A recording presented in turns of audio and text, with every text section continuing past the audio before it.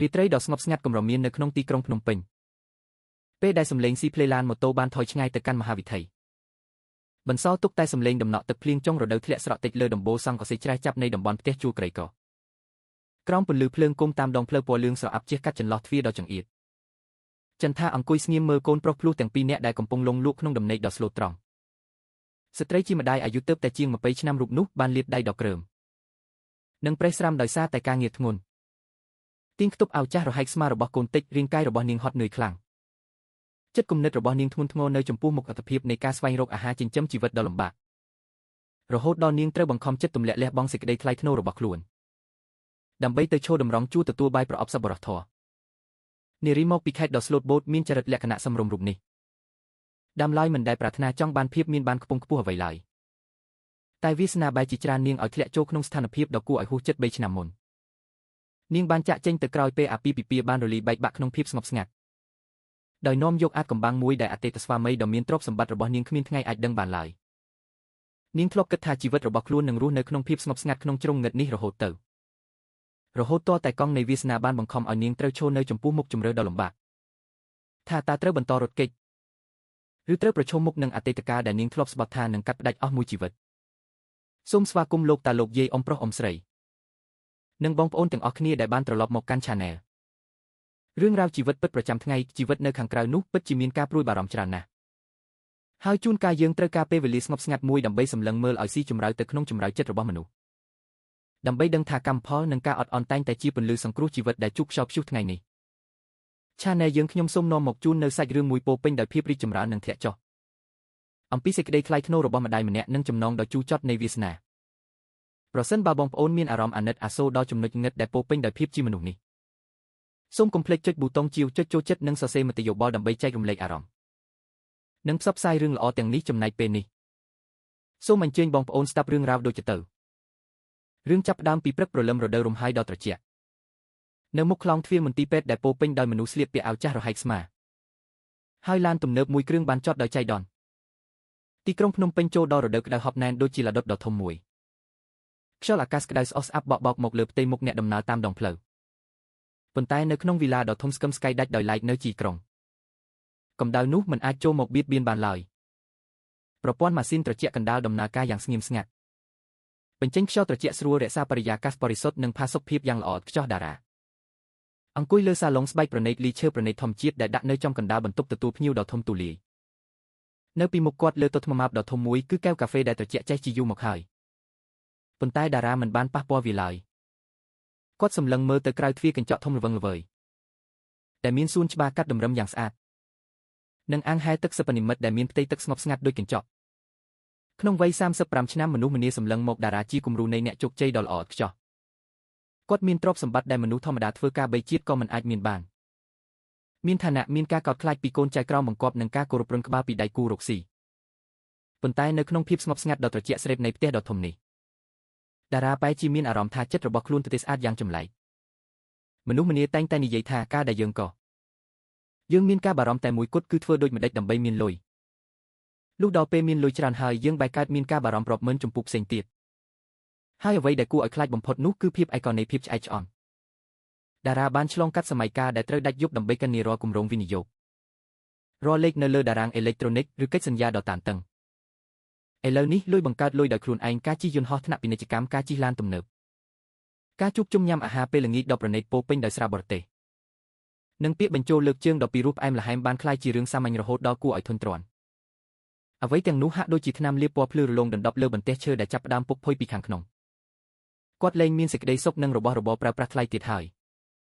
អារម្មណ៍ពេញចិត្តពេលសម្រេចបានកម្ពូលថ្មីក្នុងអាជីពកុរលីបាត់លឿនជាងមុនដែរផ្ទុយទៅវិញវាជាការសង្ស័យមិនច្បាស់លាស់ចំពោះរាល់ទំនាក់ទំនងជុំវិញខ្លួនមានសម្លេងជំហានជើងស្រាលដើរចុះពីកាំជណ្ដើរឈើម៉ែផល្លា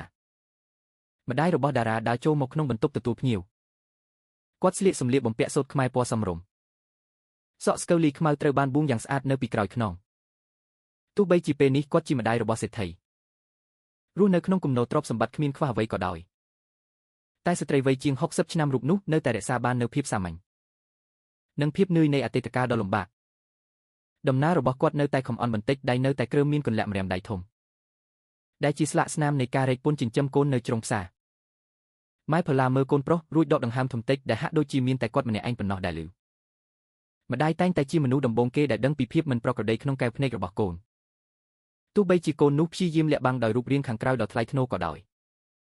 គាត់ដើរទៅជិតតុលើកែវកាហ្វេត្រជាក់របស់តារាចេញរួចដាក់ជំនួសវិញនៅកែវទឹកក្តៅប៉ុណ្ណោះរួចអង្គុយចុះលើកៅអីទល់មុខអត់លក់ទៀតហើយមែនទេកូនម៉ែផល្លានិយាយឡើងសំឡេងរបស់គាត់ធ្ងន់នឹងកក់ក្តៅពោពេញដោយភាពអត់អន់របស់មនុស្សចាស់តារាភ្ញាក់ខ្លួនងាកខ្នងមកវិញពីការសម្លឹងមើលទៅទីធ្លាដ៏ក្តៅហប់នៅខាងក្រៅរួចមកក្បាលតិចមួយរយៈនេះការងារមិនសូវច្រើនទេម៉ែតែពេលដាក់ក្នុងដេកម្ដងកូនតែងតែគិតរឿងរ៉ាវច្រើនណាស់ខួរក្បាលវាមិនស្ងប់ទាល់តែសោះម៉ែផល្លាមើលកូនប្រុសខ្សែភ្នែកពោពេញដោយភាពអាណិតអាសូរលីលំការបារម្ភគាត់យល់ពីកូនប្រុសម្នាក់នេះច្បាស់ជាងអ្នកណាទាំងអស់វាជាមនុស្សរឹងមាំដាច់ខាតនិងមានភាពត្រជាក់ស្រេបលើវិស័យជំនួញប៉ុន្តែនៅក្នុងចម្រៅចិត្តវាហាក់ដូចជាកំពុងផ្ទុកនៅតម្លៃដ៏ថ្លៃថ្លាបំផុតសម្រាប់ការមានបាននេះតម្លៃនោះគឺការសង្ស័យការរស់នៅក្នុងពិភពលោកដែលអ្នកណាមកចិត្តយើងក៏ព្រោះតែគោលបំណងអ្វីមួយធ្វើឲ្យយើងត្រូវសាងសង់ជញ្ជាំងការពារខ្លួនយ៉ាងរឹងមាំហើយបន្ទាប់មកជញ្ជាំងនោះឯងបែរជាឃុំឃាំងខ្លួនឯងនៅក្នុងភាពឯកោទៅវិញលុយកាក់ច្រើនពេកជួនកាលវាក៏ជាកម្មពៀដែលណាស្រីកូនម៉ែផល្លានិយាយយឺតដៃទាំងពីរក្តោបចូលគ្នាពីមុនគ្រួសារយើងក៏រកព្រឹកខ្វះល្ងាចម៉ែភ្ញាក់ដេកយប់ធ្វើនំលក់តែចិត្តម៉ែបែរជាស្ងប់ស្ងាត់ណាស់ព្រោះគោលបំណងវាច្បាស់លាស់គឺគ្រាន់តែឲ្យកូនមានអាវកក់ក្តៅពាក់ទៅរៀនមានបញ៉ាំពេលឈឺឥឡូវឃើញកូនមានគ្រប់យ៉ាងតែទឹកមុខបែរជាធ្ងន់ធ្ងររហូតបែបនេះម៉ែបារម្ភណាស់ទ្រព្យសម្បត្តិស្តុកស្តម្ភនេះបើយើងរក្សាទុកតែម្នាក់ឯងចាយមិនអស់វានឹងដូចជាទឹកដក់ក្នុងស្រះលែងហូរទៅណាយូរទៅវានឹងស្អុយរលួយមិនខានតារាស្ងៀមស្ងាត់ស្ដាប់គាត់មិនប្រកែកទេព្រោះគាត់ដឹងថាម្ដាយនិយាយត្រូវទស្សនវិជ្ជារបស់មនុស្សចាស់មើលទៅសាមញ្ញតែវាជាអ្វីដែលបានមកពីការឆ្លងកាត់ជីវិតពិតជួបការលំបាកជាក់ស្ដែងដែលមានតម្លៃជាងសៀវភៅណែនាំអំពីការគ្រប់គ្រងឬផ្នត់គំនិតសេដ្ឋីដែលគាត់ធ្លាប់អានទៅទៀតម៉ែផល្លារ៉ារែកបន្តិចរួចនិយាយបន្តសំឡេងរបស់គាត់មានភាពស្ទាបស្ទង់ប៉ុន្មានថ្ងៃនេះម៉ែទៅវត្តឃើញមនុស្សម្នាលំបាកច្រើនណាស់កូនអើយនៅមន្ទីរពេទ្យរដ្ឋជិតយើងនេះមនុស្សមកពីខេត្តនានាមកពិនិត្យព្យាបាលជំងឺដេកក្រណេប្រណិតពេញរបៀងមន្ទីរពេទ្យមានអ្នកខ្លះស្គមស្កាំងសតែស្បែកដណ្ដប់ឆ្អឹងក្នុងហោប៉ៅគ្មានលុយពី3000រៀលដើម្បីទិញបាយហូបសម្រុំផងម៉ែគិតបែបនេះសប្តាហ៍ក្រោយម៉ែចង់ធ្វើបាយប្រអប់សប្បុរសធម៌យកទៅចែកជូនពួកគេចាត់ទុកជាការចែករំលែកបុណ្យកុសលរបស់គ្រួសារយើងដើម្បីឲ្យចិត្តយើងបានស្រាលខ្លះកូនយល់យ៉ាងណាដែរតារាងើបមុខមើលម្ដាយបំណងរបស់គាត់មិនធ្វើឲ្យតារាប្លែកចិត្តឡើយតាំងពីផ្លាស់មកស្ងប់ស្ងាត់នៅទីនេះម៉ែផល្លានៅតែរក្សាទម្លាប់សន្សំសំចៃជួនកាលតែងតែប្រមូលលុយកាក់ទៅជួយកន្លែងនេះកន្លែងនោះប៉ុន្តែលើកនេះសម្លឹងមើលទៅក្នុងខ្សែភ្នែករបស់ម្ដាយតារាយល់ថាគាត់មិនត្រឹមតែចង់ធ្វើបុណ្យសន្សំកុសលប៉ុណ្ណោះទេតែគាត់ចង់ស្វែងរកច្រកចេញខាងស្មារតីឲ្យកូនប្រុសរបស់គាត់ផងដែរគាត់ចង់ទាញតារាចេញពីពន្លឺដ៏ប្រណីតតែហប់ណែននេះឲ្យសម្លឹងមើលទៅក្រោមមើលទៅជីវិតដ៏លំបាកលំបិននៅខាងក្រៅដើម្បីដឹងថាខ្លួនឯងមានសំណាងប៉ុណ្ណាហើយប្រហែលជាដើម្បីដាស់វិញ្ញាណដែលបានសាបសូន្យឲ្យទៅតាមឆ្នាំខែនៃការស្វែងរកលុយម៉ែចង់ធ្វើក៏ធ្វើទៅចុះកូនគាំទ្រតារាឆ្លើយតបសម្លេងរបស់គាត់ទន់ភ្លន់ជាងមុនចាំកូនប្រាប់ជំនួយការឲ្យដកលុយពីមូលនិធិទៅជួលក្រុមហ៊ុនចម្អិនអាហារអាជីពគេនឹងធ្វើម្ហូបមានជីវជាតិគ្រប់គ្រាន់រួចដឹកទៅដល់មន្ទីរពេទ្យផ្ទាល់តែម្ដងម៉ែមិនបាច់ហត់នឿយធ្វើដោយដៃឡើយម៉ែផល្លាក្រវីក្បាលភ្លាមស្នាមញឹមលើផ្ទៃមុខជ្រីវជ្រួញមានបង្កប់ការស្ដីបន្ទោសស្រាលកូនយកលុយមកដោះស្រាយទៀតហើយធ្វើបុណ្យដោយគ្រាន់តែបោះលុយមួយដុំឲ្យអ្នកដទៃធ្វើជំនួសរួចយើងគ្រាន់តែឈរយកឈ្មោះតើវាមានន័យអ្វីទៅចិត្តសប្បុរសធម៌វាត្រូវតែទៅជាមួយកម្លាំងកាយម៉ែចង់ទៅផ្សារដោយខ្លួនឯងឬបន្លែដាំបាយដោយខ្លួនឯងទោះហត់បន្តិចមែនតែបាយប្រអប់ដែលហុចទៅវានឹងមានទឹកចិត្តរបស់មនុស្សនៅក្នុងនោះសប្តាហ៍ក្រោយកូនរៀបចំការងារទៅជាមួយម៉ែមួយជើងកុំជិះឡានទំនើបកុំស្លៀកពាក់ហឺហាយើងម្ដាយកូនទៅដូចជាមនុស្សធម្មតាបានហើយតារាដកដង្ហើមធំតិចប៉ុន្តែនៅក្នុងចិត្តបែរជាមានការរំភើបបន្តិចសំណើរបស់ម្ដាយបានប៉ះចំជ្រុងងឹតមួយដែលជាយូរមកហើយគាត់តែងតែព្យាយាមមើលរំលងគាត់បានសាំទៅនឹងការវិតម្លៃគ្រប់យ៉ាងដោយលុយជួបដៃគូចំនួនគឺប្រើឡានទំនើបដោះស្រាយវិបត្តិគឺប្រើទំនាក់ទំនងហិរញ្ញវត្ថុសូម្បីតែប្រព្រឹត្តចំពោះមនុស្សជុំវិញខ្លួនក៏ដោយការដូរថ្លៃប៉ុន្តែមានរបស់ខ្លះដែលលុយមិនអាចទិញបានឡើយនោះគឺភាពស្ងប់ស្ងាត់ពេលបានប៉ះពាល់របស់របរសាមញ្ញនិងពិតប្រាកដបំផុតនៃជីវិតបាត់ថ្ងៃសៅរ៍សប្តាហ៍ក្រោយកូននឹងផ្អាករាល់ការណាត់ជួបដើម្បីទៅជាមួយម៉ែតារាយល់ព្រមថ្ងៃបន្ទាប់មកវិឡាដ៏ស្ងប់ស្ងាត់ស្រាប់តែមានភាពមមាញឹកជាងមុនដោយសារតែការរៀបចំរបស់ម៉ែផល្លា គាត់មិនឲ្យតារាហៅអ្នកបម្រើមកជួយច្រើនឡើយក្រៅពីពឹងតែកុងឡានឲ្យដឹកទៅទិញអង្ករល្អប្រេងឆានិងគ្រឿងផ្សំមានគុណភាពល្អគាត់ពិនិត្យមើលប្រអប់ស្នោនិងស្លាបព្រាជ័រនីមួយដោយផ្ទាល់ដៃឃើញម្ដាយយំញឹកញើសហូរជោគខ្នងតែខ្សែភ្នែកបែរជាភ្លឺថ្លាដោយក្តីសប្បាយរីករាយតារាស្រាប់តែមានអារម្មណ៍ខ្មាស់អៀនខ្លួនឯងយ៉ាងខ្លាំង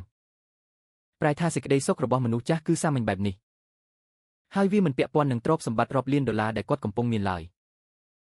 យប់មុនថ្ងៃទៅចែកបាយផ្ទៃមេឃស្រាប់តែបង្អុរភ្លៀងយ៉ាងធំតារាឈរក្បែរបង្អួចបន្ទប់គេងសម្លឹងមើលដំណក់ទឹកភ្លៀងបោកបក់លើមេឃឈើគាត់គេងមិនលក់ទៀតហើយប៉ុន្តែលើកនេះការគេងមិនលក់មិនមែនមកពីការកញ្ញាការងារនោះទេតែវាជាអារម្មណ៍អន្ទះសារយ៉ាងចម្លែកតើមានរយៈពេលប៉ុន្មានហើយដែលគាត់មិនបានឈានជើងចូលទៅក្នុងកន្លែងក្រីក្រតើមានរយៈពេលប៉ុន្មានហើយដែលគាត់មិនបានសម្លឹងមើលចំកែវភ្នែករបស់មនុស្សពលករដ៏លំបាកដោយគ្មានគម្លាតនៃអ្នកមាននឹងអ្នកភាពមានបានបង្កើតសម្បកការពារដ៏សុវត្ថិភាពពេកសម្រាប់គាត់សុវត្ថិភាពរហូតដល់ដកហូតសមត្ថភាពយកចិត្តរបស់គាត់អស់នៅក្នុងភាពងឹតនៃបន្ទប់តារានឹកឃើញដល់ថ្ងៃចាស់សម័យកាលដែលគាត់នៅជាយុវជនម្នាក់មានតែដៃទេអបក្តីស្រមៃដ៏ធំនិងសុខចិត្តហូបមីកញ្ចប់ដើម្បីសន្សំលុយបង្កើតដើមទុនថ្ងៃនោះគាត់អាចសើចសប្បាយនិយាយលេងជាមួយអ៊ំរត់ម៉ូតូឌុបអាចអង្គុយផឹកទឹកតែតាមចិញ្ចើមផ្លូវនិយាយពីរឿងជីវិតយ៉ាងជក់ចិត្តចំណែកពេលនេះរាល់ជំហានជើងរបស់គាត់សុទ្ធតែត្រូវបានកិននីយ៉ាងម៉ត់ចត់រាល់សម្ដីនិយាយចេញមកសុទ្ធតែត្រូវថ្លឹងថ្លែងពីផលចំណេញនឹងខាតគាត់មានគ្រប់យ៉ាងតែហាក់ដូចជាបានបាត់បង់អត្តសញ្ញាណធម្មជាតិដ៏បរិសុទ្ធបំផុតរបស់ខ្លួនអស់ទៅហើយម៉ោង 4 ព្រឹកថ្ងៃសៅរ៍ផ្ទះបាយនៅផ្នែកខាងក្រោយនៃវិឡាបានភ្លឺភ្លើងក្លិនបាយឆ្អិនថ្មីដ៏ក្រអូបឈ្ងុយឈ្មុកលីលំក្លិនសាច់ជ្រក់ដ៏ឈ្ងុយសាយភីពេញលំរំលាយភាពត្រជាក់ដែលនៅសេសសល់ពីភ្លៀងយប់មិញម៉ែផល្លារួមជាមួយអ្នកជួយ2អ្នកទៀតបានភ្ញាក់ពីគេងតាំងពីម៉ោង 3ដើម្បីរៀបចំបាយក្តៅត្រូវបានដួសដាក់ប្រអប់សាច់និងបន្លែត្រូវបានរៀបចំយ៉ាងស្អាតតារាដើរចុះមកគាត់បានបដូរអាវម៉ាក់ថ្លៃចេញមកស្លៀកពាក់អាវយឺតពណ៌ប្រភេទសាមញ្ញខោខើបុយនិងស្បែកជើងកីឡាចាស់ម៉ែផល្លាមើលកូនប្រុសរួចងក់ក្បាលដោយការពេញចិត្តស្លៀកពាក់បែបនេះមើលទៅជិតស្និទ្ធណាស់កូនទៅធ្វើការងារនេះយើងត្រូវតែទម្លាក់អំនួតរបស់ខ្លួនចុះមនុស្សក្រីក្រគេញីនឹងអន់ចិត្តណាស់យើងទៅជួបពួកគេដោយក្តីយកចិត្តមិនមែនទៅដើម្បីផ្ដោតទាននោះឡើយតារាស្ងៀមស្ងាត់ជួយម្ដាយរៀបចំប្រអប់បាយក្តៅចូលក្នុងធុងស្នោធំពេលដៃរបស់គាត់ប៉ះនឹងប្រអប់បាយទាំងនោះអារម្មណ៍កក់ក្ដៅបានចម្លងកាត់បាតដៃរត់ត្រង់ទៅកាន់បេះដូងរបស់គាត់វាជាអារម្មណ៍ពិតប្រាកដណាស់មិនមែនស្រពេចស្រពើដូចជាលេខកើនឡើងនៅលើអេក្រង់កុំព្យូទ័រឡើយវាដាស់តឿនគាត់ថានៅខាងក្រៅនោះមានពិភពលោកពិតប្រាកដមួយកំពុងដំណើរការដោយញើសទឹកភ្នែកនិងក្តីសង្ឃឹមតូចតាចបំផុតឡានដឹកធុងបាយសប្បុរសធម៌បានបោះចេញយឺតចាក់ចេញពីតំបន់ទីក្រុងដ៏មានបានឆ្ពោះទៅកាន់កណ្ដាលក្រុងអង្គុយក្នុងកាប៊ីនឡានតារាសម្លឹងមើលដងផ្លូវតាមកញ្ចក់បង្អួចទីក្រុងភ្នំពេញនៅម៉ោង 5 ព្រឹកទើបតែភ្ញាក់ពីដំណេកស្បែកអាប់នៅតែរសាត់លើចុងឈើកម្មករអនាម័យកំពុងរៀបចំបញ្ចប់វេនការងារយប់អ្នកលក់ដូរតាមកន្ត្រកចាប់ផ្ដើមដើរតាមផ្លូវសំឡេងស្រែកលក់ដូរលាន់នៅតាមច្រកឌឿងហែមជីវិតស្វែងរកអាហារចិញ្ចឹមជីវិតដ៏លំបាកនិងពិតប្រាកដកំពុងកើតឡើងនៅចំពោះមុខភ្នែករបស់គាត់ជីវិតមួយដែលជាយូរមកហើយគាត់គ្រាន់តែមើលឃើញមួយផ្លែតពីកញ្ចក់ឡានទំនើបដែលមានតែកង់ឡានផ្ទាល់ខ្លួនជូនដំណើរពេលឡានឈប់នៅជិតខ្លោងទ្វារមន្ទីរពេទ្យទស្សនភាពដែលប៉ះនឹងខ្សែភ្នែករបស់តារាធ្វើឲ្យគាត់ស្រណោះក្នុងចិត្តជាពន់ពេកទោះបីជាមេឃនៅព្រលឹមខ្លាំងក៏ដោយ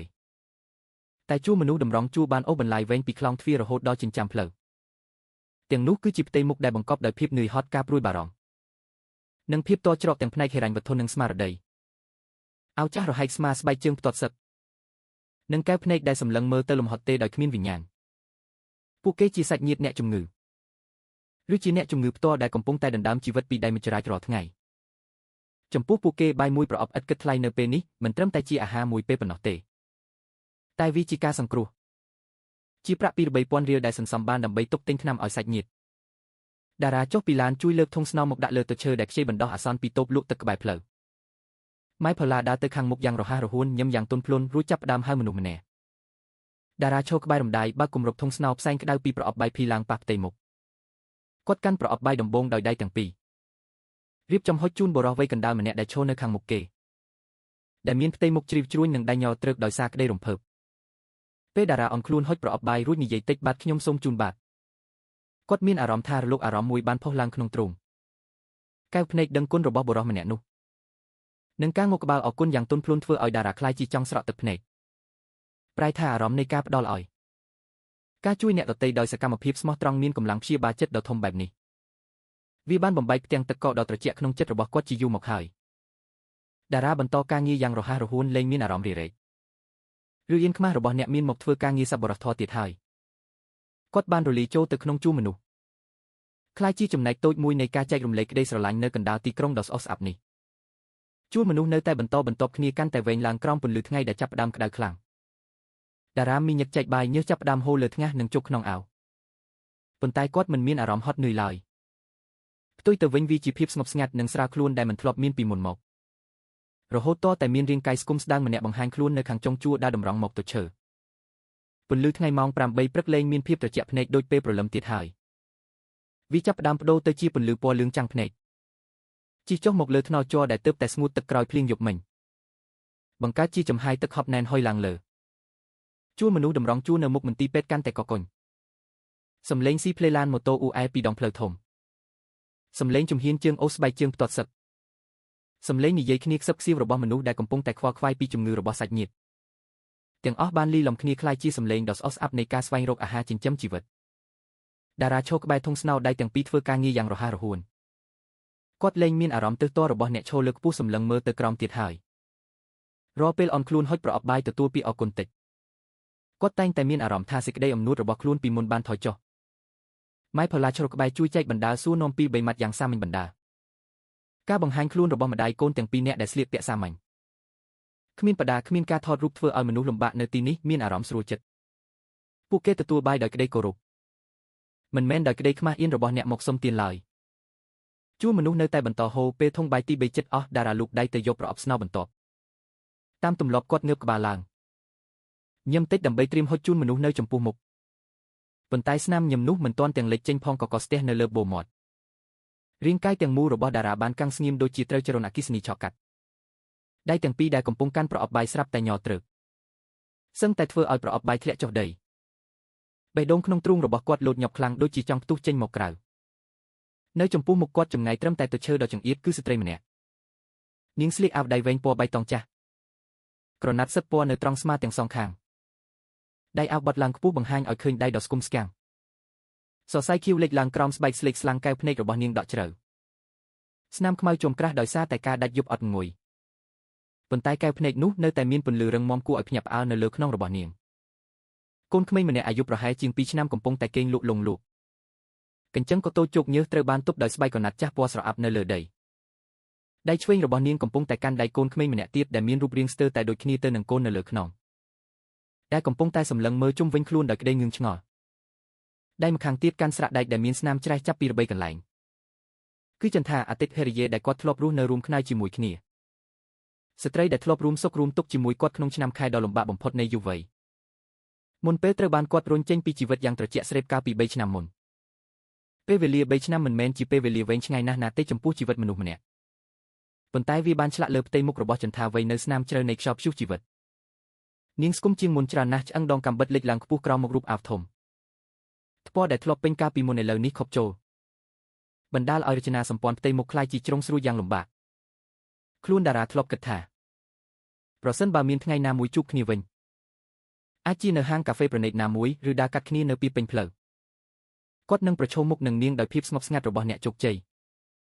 ប៉ុន្តែគាត់មិនដែលហ៊ានស្រមៃដល់ទិដ្ឋភាពនេះឡើយគាត់ឈរនៅក្នុងឋានៈរបស់អ្នកផ្ដល់ទានចំណែកនាង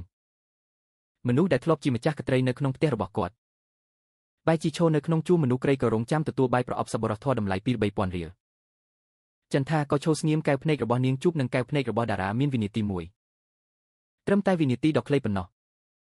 តារាបានឃើញលោកអារម្មណ៍ភ្ញាក់ផ្អើល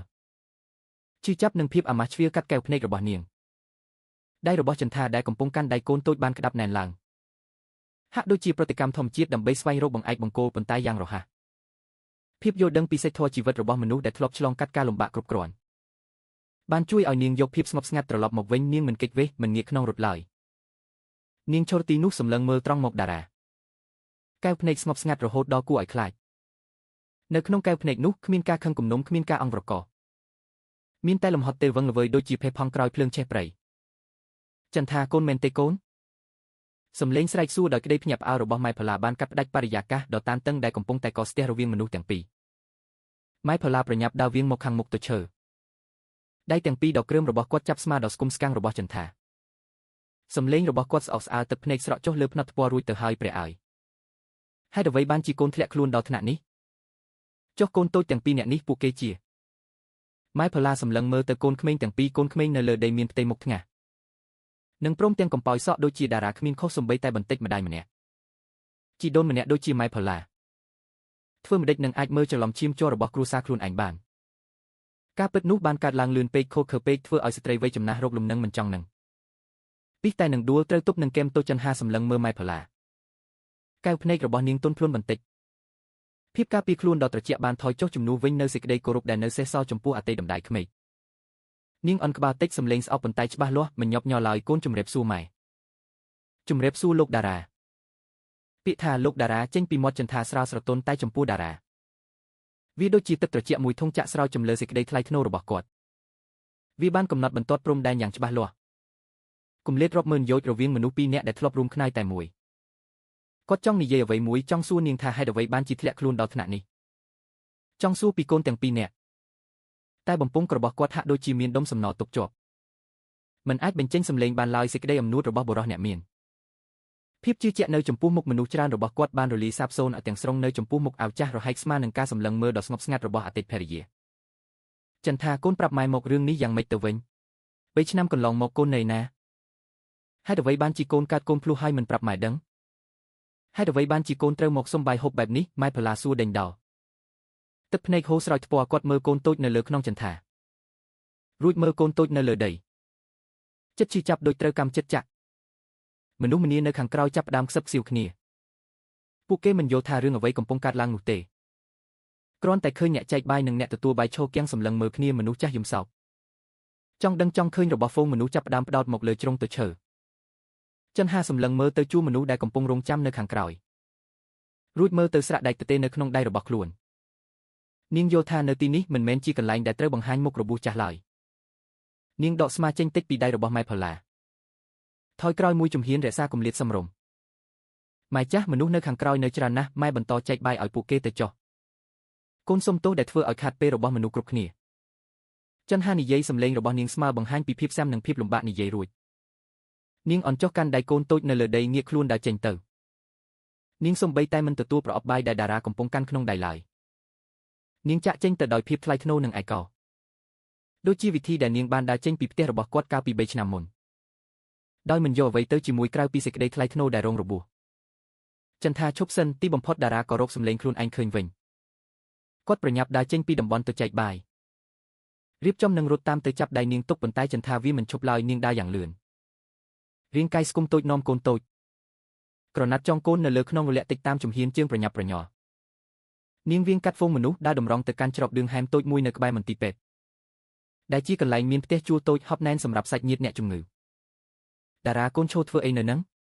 រត់តាមប្រពន្ធកូនទៅម៉ែផល្លាអន្ទះសារជំរុញគាត់រុញស្មារបស់តារាយ៉ាងខ្លាំងផ្ទៃមុខពោពេញដោយភាពស្លន់ស្លោនិងការស្ដាយក្រោយតារាសម្លឹងមើលតាមស្រមោលរបស់ចន្ទាដែលកំពុងតែរលាយបាត់បន្តិចម្ដងក្នុងចំណោមហ្វូងមនុស្សស្លៀកពាក់ចាស់អារម្មណ៍ភ័យខ្លាចមួយដែលមិនធ្លាប់មានពីមុនមកបានវាយលុកក្នុងចិត្តរបស់គាត់មិនមែនខ្លាចបាត់បង់លុយមិនមែនខ្លាចបរាជ័យ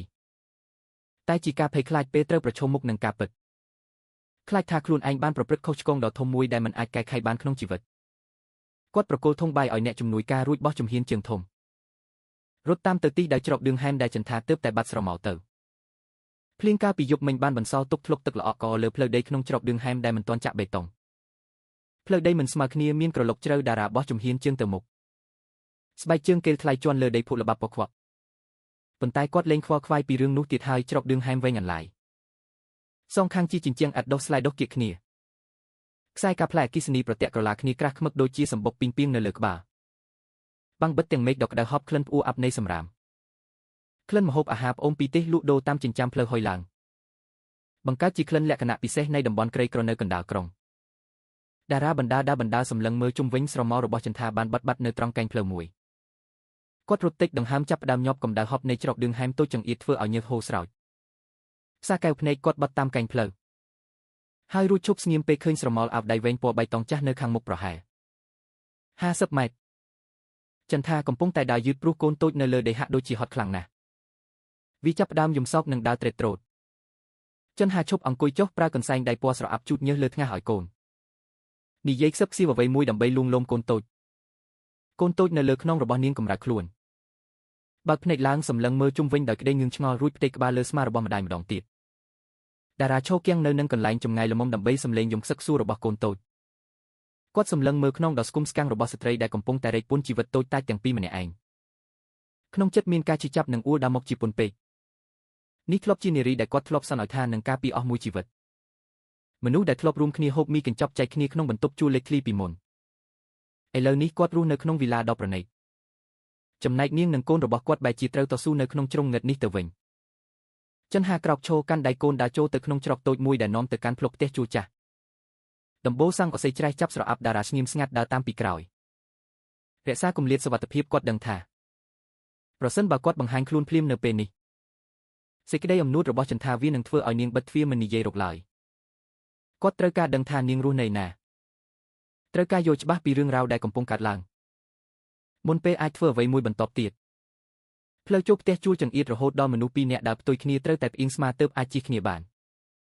ចិនហាឈប់នៅមុខបន្ទប់ជួលដែលស្ថិតនៅជ្រុងខាងចុងបង្អស់បន្ទប់មួយដែលមានទ្វារឈើពុកផ្នែកខាងក្រោមត្រូវបានចាក់សោដោយសោក្រវិលសាមញ្ញមួយនាងដកសោចេញពីក្នុងហោប៉ៅខោចាក់សោបើកទ្វារនាំកូនតូចចូលទៅក្នុងរួចទាញទ្វារបិទវិញតិចបន្សល់ទុកតែចន្លោះតូចមួយតារាដើរចូលទៅជិតជំហានជើងស្រាលបំផុតដើម្បីកុំឲ្យមានសំឡេងគាត់ឈរផ្អែកនឹងជញ្ជាំងយ៉ាប់អ៊ូអាប់ក្បែរបង្អួចសម្លឹងមើលតាមចន្លោះទ្វារដែលបិទមិនជិតចូលទៅក្នុងបន្ទប់ជួលនៅខាងក្នុងបន្ទប់ជួលមានទំហំមិនដល់15ម៉ែត្រការ៉េឡើយខ្យល់អាកាសផ្អួរអាប់និងក្តៅហប់ដូចជាប្រអប់ដែកបិទជិតដែលត្រូវកម្ដៅថ្ងៃ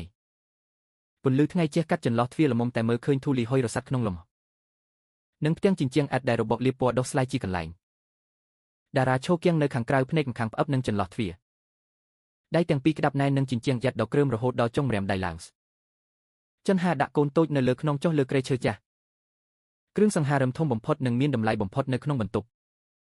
កូនតូចដែលទើបតែត្រូវបានស្រាយចេញពីស្បែកចងបានយំខ្លាំងឡើងដោយសារតែការភ្ញាក់ខ្លួនសំឡេងយំស្អប់បានបំបែកភាពស្ងប់ស្ងាត់កូនតូចនៅលើដីក៏ចាប់ផ្ដើមយំសោកទាញជាឲ្យចាស់របស់ម្ដាយចន្ទាវាមិនខឹងឡើយហើយក៏មិនបង្ហាញភាពធុញទ្រាន់ដែរនាងអង្គុយចុះផ្ទាល់លើការ៉ូស៊ីម៉ង់ដែលពោពេញដោយធូលីទាញកូនទាំងពីរនាក់មកអោបក្នុងទ្រូងជូតញើសលើខ្នងឲ្យពួកគេតិចសំឡេងរបស់នាងធ្ងន់និងទន់ភ្លន់បន្លឺឡើងស្មើដូចជាបទចម្រៀងបំពេដោយគ្មានពាក្យសម្ដីលួងលោមភាពអាណិតអាសូររបស់កូនតូចទាំងពីរឃើញទិដ្ឋភាពនោះក្នុងទ្រូងរបស់តារាហាក់ដូចជាមានថ្មរាប់ពាន់តោនសង្កត់ជាប់ថប់ដង្ហើមខ្លាំងការចងចាំការពី3ឆ្នាំមុនអ្វីដែលគាត់គិតថាបានកប់ជ្រៅក្រោមកិច្ចសន្យាជំនួញការធ្វើដំណើរការងារវែងឆ្ងាយនិងការផឹកស៊ីដាច់យប់ស្រាប់តែផុសឡើងមកវិញដេញតាមលងបន្លាចចិត្តរបស់គាត់ជាមួយនឹងភាពខូចខើបំផុត3ឆ្នាំមុនអាពាហ៍ពិពាហ៍របស់ពួកគេបានបញ្ចប់នៅថ្ងៃភ្លៀងធ្លាក់រលឹមស្រេចដើមរដូវរំហើយកាលនោះតារាទើបតែទទួលបានជោគជ័យធំដំបូងលុយកាក់ហូរចូលកាន់នីលឿនរហូតដល់ខ្លួនគាត់ផ្ទាល់ក៏វិលមុខដែរការផ្លាស់ប្ដូរឋានៈសង្គមកើតឡើងលឿនពេកបាននាំមកនូវផលវិបាកដែលយុវជនមកពីខេត្តដែលទើបតែមានបានមិនទាន់ត្រៀមខ្លួនដោះស្រាយគាត់ចាប់ផ្ដើមឈានជើងចូលទៅក្នុងកំសាន្តលំដាប់ខ្ពស់សេពគប់ជាមួយមនុស្សដែលពាក្យសម្ដីតែងតែធំក្លិនសម្ភារៈនិយមនិងការអនុវត្តជាក់ស្ដែងនៅក្នុងកម្មវិធីជួបជុំដ៏ប្រណីតទាំងនោះការបង្ហាញខ្លួនរបស់ចន្ទាភរិយាដ៏សាមញ្ញម្នាក់ដែលមិនចេះស្លៀកពាក់រ៉ូបម៉ាកថ្លៃមិនចេះប្រើទឹកអប់ប្រណីតនិងតែងតែអៀនព្រាននៅចំពោះមុខមនុស្សច្រើនស្រាប់តែខ្លាចជាស្នាមប្រេះនៅក្នុងផ្ទាំងគំនូរដ៏ល្អឥតខ្ចោះដែលតារាកំពុងតែព្យាយាមគូសម្រាប់ជីវិតរបស់ខ្លួនពាក្យខ្សឹបខ្សៀវរបស់មនុស្សដែលហៅថាដៃគូរកស៊ីចាប់ផ្ដើមនិយាយចូលត្រចៀកគាត់រាល់ថ្ងៃគេប្រាប់ថាគាត់ល្ងងប្រាប់ថាស្ថិតក្នុងឋានៈនេះត្រូវតែស័ក្តិសមនឹងនារីម្នាក់ទៀតនារីដែលអាចធ្វើជាគ្រឿងលម្អឲ្យគាត់លើវិស័យជំនួញមិនមែនជានារីដែលចេះតែនៅជុំវិញចង្ក្រានបាយនោះឡើយដំបូងឡើយតារាក៏មិនខ្វល់ដែរប៉ុន្តែពាក្យសម្ដីមិនល្អនិយាយឡើងវិញ100ដងក៏ងាយនឹងក្លាយជាការពិតក្នុងខួរក្បាលរបស់មនុស្សដែលងាយរារែកសេចក្តីមាននិងលោភលន់គ្មានទីបញ្ចប់របស់បុរសដែលទើបតែមានបានធ្វើឲ្យគាត់ងឹតភ្នែកបន្តិចម្ដងចំណុចកំពូលនៃការបែកបាក់គឺមកពីសម្ពាធគ្រួសារនិងវង្សត្រកូលអំពីរបបកូនចៅក្រោយរៀបការបាន4ឆ្នាំចន្ទាវានៅតែមិនទាន់អាចមានផ្ទៃពោះបានការទៅពិនិត្យព្យាបាលនៅគ្រប់មន្ទីរពេទ្យធំតូចថ្នាំខ្មែរថ្នាំចិនដាំធំក្លិនពេញផ្ទះតែលទ្ធផលនៅតែសូន្យអដែលចំពេលដែលចិត្តគំនិតរបស់តារាកំពុងតែជួបការខកចិត្តនិងហត់នឿយលទ្ធផលរោគវិនិច្ឆ័យពីគ្លីនិកឯកជនដ៏ល្បីមួយត្រូវបានផ្ញើមកលើក្រដាសពណ៌សាកសខ្មៅត្រជាក់ស្រេបនោះគេបានសន្និដ្ឋានថាចន្ទាវារងរបួសស្បូនធ្ងន់ធ្ងរឱកាសមានផ្ទៃពោះធម្មជាតិស្ទើរតែគ្មានសោះ ក្រដាស់នោះដូចជាកម្មចិត្តមួយកាត់ដាច់ខ្សែចំណងចុងក្រោយនៃអាពាហ៍ពិពាហ៍តារានឹកឃើញយប់នោះគាត់អង្គុយក្នុងបន្ទប់ធ្វើការជប់អារីមួយដាំហើយមួយដាំទៀតផ្សែងហុយត្រឡោមពេលចន្ទាដើរចូលមកគាត់បានហុចក្រដាស់លទ្ធផលទៅឲ្យនាងយ៉ាងត្រជាក់ស្រេបជាមួយនឹងកិច្ចសន្យាឡែងលេះដែលបានចុះហត្ថលេខារួចជាស្រេចគាត់មិនបានស្រែកកំហកមិនស្ដីបន្ទោសតែភាពស្ងៀមស្ងាត់ការប្រងើយកន្តើយនឹងកែវភ្នែកកិច្ចវេះរបស់គាត់ទៅវិញទេដែលជាអាវុធឃោរឃៅបំផុតបំផ្លាញក្តីសង្ឃឹមចុងក្រោយរបស់ស្ត្រីជាភរិយាគាត់ចាំច្បាស់ពីផ្ទៃមុខរបស់ចន្ទាវានៅពេលនោះនាងមិនយំមិនអង្វរករហើយក៏មិនស្រែកទាមទារសេចក្តីយុត្តិធម៌អ្វីដែរនាងគ្រាន់តែស្ងាត់ស្ងៀមអានក្រដាស់រោគវិនិច្ឆ័យស្មាដល់ស្គមស្កាំងញ័រតិចមួយរំពុះរួចក៏ឈប់នាងសម្លឹងមើលគាត់ដោយកែវភ្នែកដ៏ជ្រាលជ្រៅកែវភ្នែកដែលយល់ច្បាស់ពីធាតុពិតនៃការប្រែប្រួលចិត្តរបស់បុរសដែលនាងធ្លាប់ប្រកល់យុវវ័យទាំងស្រុងដើម្បីស្រឡាញ់បើបងបានសម្រេចចិត្តរួចហើយអូនក៏មិនធ្វើឲ្យខ្លួនឯងលំបាកទៀតដែរចន្ទហានិយាយសំឡេងស្រាលដូចខ្យល់បក់ព្រឹកឡើងពេលដែលតារាមិនទាន់ភ្ញាក់ពីគេងផងចន្ទថាវាក៏បានចាក់ចេញទៅនាងមិនបានយករបស់របរមានតម្លៃអ្វីចេញពីផ្ទះឡើយសូម្បីតែកូនសៀវភៅសន្សំប្រាក់ដែលមានលុយរាប់ពាន់ដុល្លារដែលតារាទុកលើតុសម្អាងជាការសងជំងឺចិត្តក៏នាងមិនប៉ះពាល់សូម្បីតែបន្តិចនាងដើរចេញពីជីវិតរបស់គាត់ជាមួយវ៉ាលីខោអាវចាស់មួយបន្សល់ទុកឲ្យគាត់នៅលំហទេស្អាតដែលជាយូរមកហើយគាត់តែងតែប្រើលុយកាក់ដើម្បីបំពេញភ្លាមក្រោយពេលលែងលះក្រោមការជំរុញនៃទំនាក់ទំនងជំនួញនារីបានបង្ហាញខ្លួន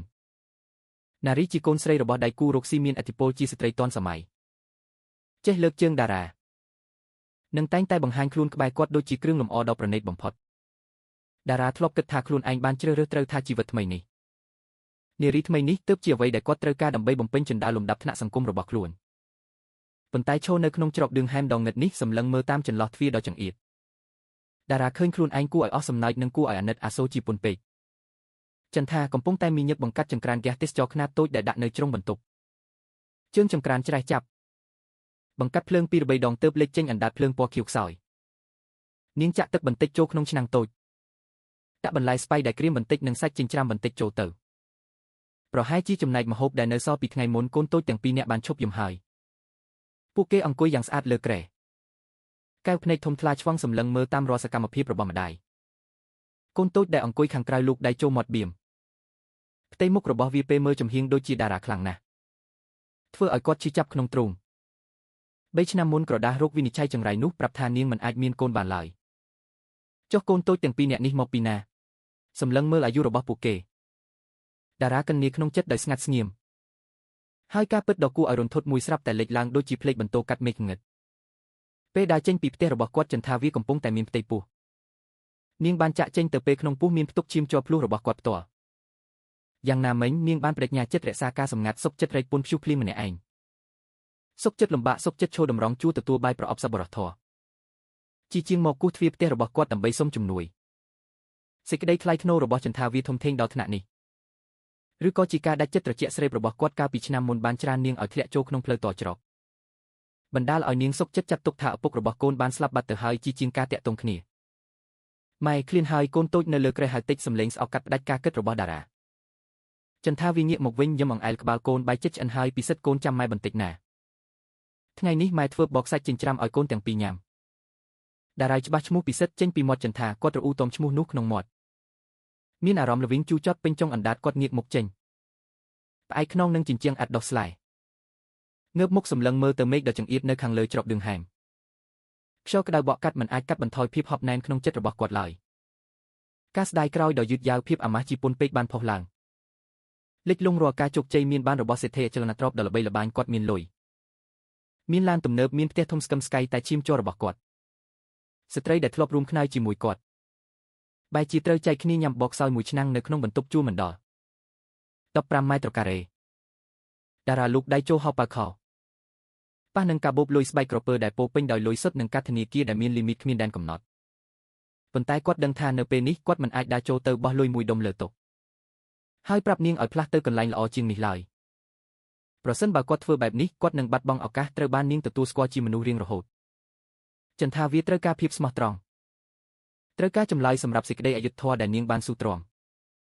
មិនមែនត្រូវការការផ្ដោតទានពីមនុស្សដែលធ្លាប់បោះបង់នាងនោះឡើយនៅខាងក្នុងបន្ទប់ជួលសំឡេងចានស្លាបព្រាប៉ះគ្នាលាន់នៅឡើងតារាយសំឡេងចន្ទថាវាលួងលោមកូនញ៉ាំបបរំដងមួយស្លាបព្រាសំឡេងសើចសប្បាយដ៏ស្លូតត្រង់របស់កូនតូចដែលមិនទាន់ដឹងពីការព្រួយបារម្ភរបស់មនុស្សធំ រាល់សំឡេងទាំងនោះដូចជាកម្មជំពុចចាក់ចូលសាច់ឈាមរបស់គាត់តារាដកដង្ហើមវែងព្យាយាមរក្សាលំនឹងជើងកុំឲ្យដួលគាត់ដឹងថាខ្លួនឯងមិនអាចឈរលួចមើលបែបនេះរហូតឡើយគាត់ត្រូវការដឹងច្បាស់ពីការពិតនៅពីក្រោយក្រដាសរោគវិនិច្ឆ័យកាលពីមុនពីជីវិតដ៏លំបាកនាពេលបច្ចុប្បន្នរបស់ចន្ទានិងហេតុអ្វីបានជានាងបង្ហាញខ្លួននៅមន្ទីរពេទ្យនេះប្រកាសជាមានហេតុផលធ្ងន់ធ្ងរណាមួយទើបអាចបង្ខំឲ្យស្ត្រីមានសេចក្តីថ្លៃថ្នូរខ្ពស់ដូចជាចន្ទាត្រូវទៅឈរតម្រង់ជួរទទួលបាយប្រអប់សប្បុរសធម៌គាត់ថយក្រោយមួយជំហានរួចងាកខ្លួនដើរចេញពីច្រកដឿងហែម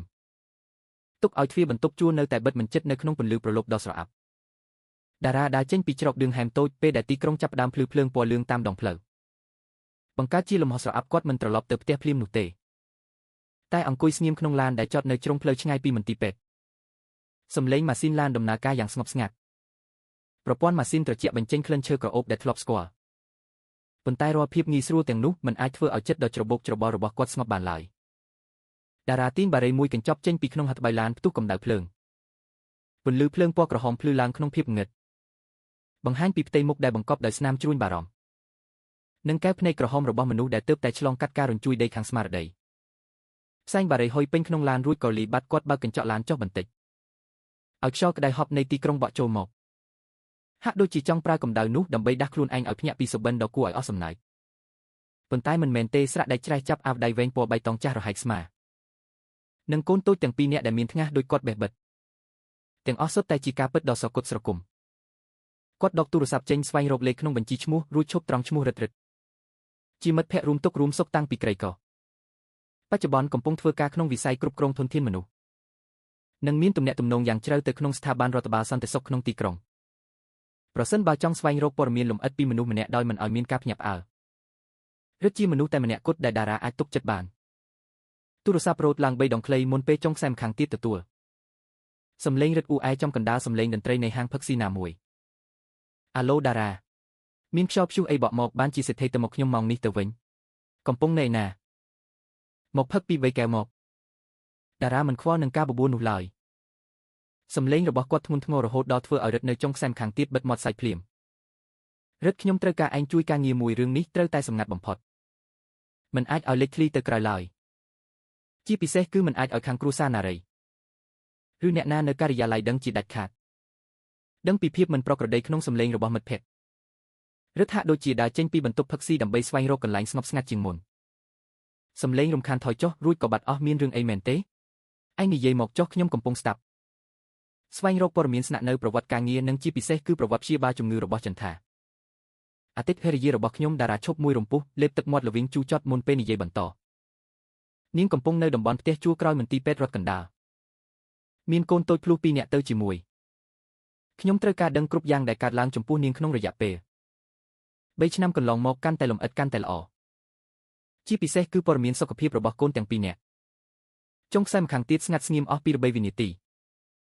រឹតជាមនុស្សដែលបានឃើញអាពាហ៍ពិពាហ៍របស់តារានិងចន្ទាវាតាំងពីថ្ងៃដំបូងហើយក៏ជាមនុស្សដែលដកដង្ហើមធំពេលឃើញតារាចុះហត្ថលេខាលែងលះកាលពីមុនរឹតដកដង្ហើមធំតាមទូរស័ព្ទចន្ទាវាមែនទេ3ឆ្នាំមកនេះនាងបាត់ដំណឹងសូន្យហេតុអ្វីស្រាប់តែឯងស្វែងរកហើយនៅមន្ទីរពេទ្យទៀតយល់ហើយខ្ញុំនឹងប្រើទំនាក់ទំនងខាងធានារ៉ាប់រងសង្គមនិងខាងសុខាភិបាលដើម្បីឆែកព័ត៌មាននឹងមានលទ្ធផលឆាប់ឲ្យឯងប៉ុន្តែតារាតើឯងប្រកាសទេថានឹងប្រឈមមុខនឹងអ្វីដែលរៀបនឹងរកឃើញខ្ញុំត្រូវតែដឹងរឹតខ្ញុំមិនអាចរស់នៅបន្តដូចជាមនុស្សខ្វាក់ភ្នែកទៀតឡើយតារាឆ្លើយតបសំឡេងស្អប់ក្រោយពេលបិទទូរស័ព្ទតារាបោះទូរស័ព្ទទៅលើកៅអីក្បែរខ្លួនគាត់បើកឡានត្រឡប់ទៅវីឡារបស់ខ្លួនវិញប៉ុន្តែផ្ទះដ៏ធំស្កឹមស្កៃលម្អដោយភ្លើងពណ៌លម្អប្រចាំថ្ងៃឥឡូវនេះបង្ហាញខ្លួននៅចំពោះមុខភ្នែករបស់គាត់ដូចជាភ្នូរដ៏ធំមួយធ្វើពីបេតុងនិងកញ្ចក់នៅក្នុងបន្ទប់ទទួលភ្ញៀវម៉ែផល្លានៅតែអង្គុយរងចាំកូនគាត់មិនបើកភ្លើងធំទេគឺបើកតែភ្លើងរាត្រីពណ៌លឿងកក់ក្ដៅនៅជ្រុងបន្ទប់លើតុបាយសមុទ្រត្រូវបានគ្រប់ទុកយ៉ាងស្អាតហាក់ដូចជាគាត់ក៏មិនទាន់ប៉ះពាល់ស្លាបព្រាចានតាំងពីពេលត្រឡប់ពីមន្ទីរពេទ្យមកម្លេះឃើញតារាដើរចូលមកជាមួយផ្ទៃមុខស្លេកស្លាំងដំណើរត្រេតត្រោតម៉ែផល្លាក្រោកឈរភ្លាមដៃទាំងពីរដ៏ស្គមស្កាំងញ័រត្រឹកចាប់ដៃកូនយ៉ាងម៉េចហើយកូនរត់តន់នាងទេមានសួរនាំបានអ្វីខ្លះទេតារាក្រវីក្បាលគាត់អង្គុយស៊ុបលើសាឡុងខ្ទប់ថ្ងាសម៉ែនាងនៅបន្ទប់ជួលចាស់រហែករហុយចិត្តមន្ទីរពេទ្យនាងចិញ្ចឹមកូនតូច2នាក់ភ្លោះដោយកូនបេះបិទម៉ែឲ្យតែនាងមិនចង់មើលមុខកូនឡើយកូនបានត្រឹមតែឈរមើលពីក្រៅចូលទៅប៉ុណ្ណោះម៉ែផល្លាយដល់ត្រឹមនេះទឹកភ្នែកក៏ស្រក់ហូរម្ដងទៀតគាត់អង្គុយចុះក្បែរកូនប្រុស គូទ្រូងខ្លួនឯងតិចដើម្បីរំសាយភាពតានតឹងពីកម្មពីមុនម៉ែប្រាប់កូនរួចហើយចន្ទថាវីកូនស្រីស្លូតបូតមានចរិតល្អនាងដើរជាមួយកូនតាំងពីកូនគ្មានលុយមួយរៀលជាប់ខ្លួនយ៉ាងណាមិញគ្រាន់តែពាក្យសម្ដីអុចអាលព្រោះតែសេចក្តីមានហួសហេតុតែកូនដាច់ចិត្តធ្វើបាបនាងបែបនេះ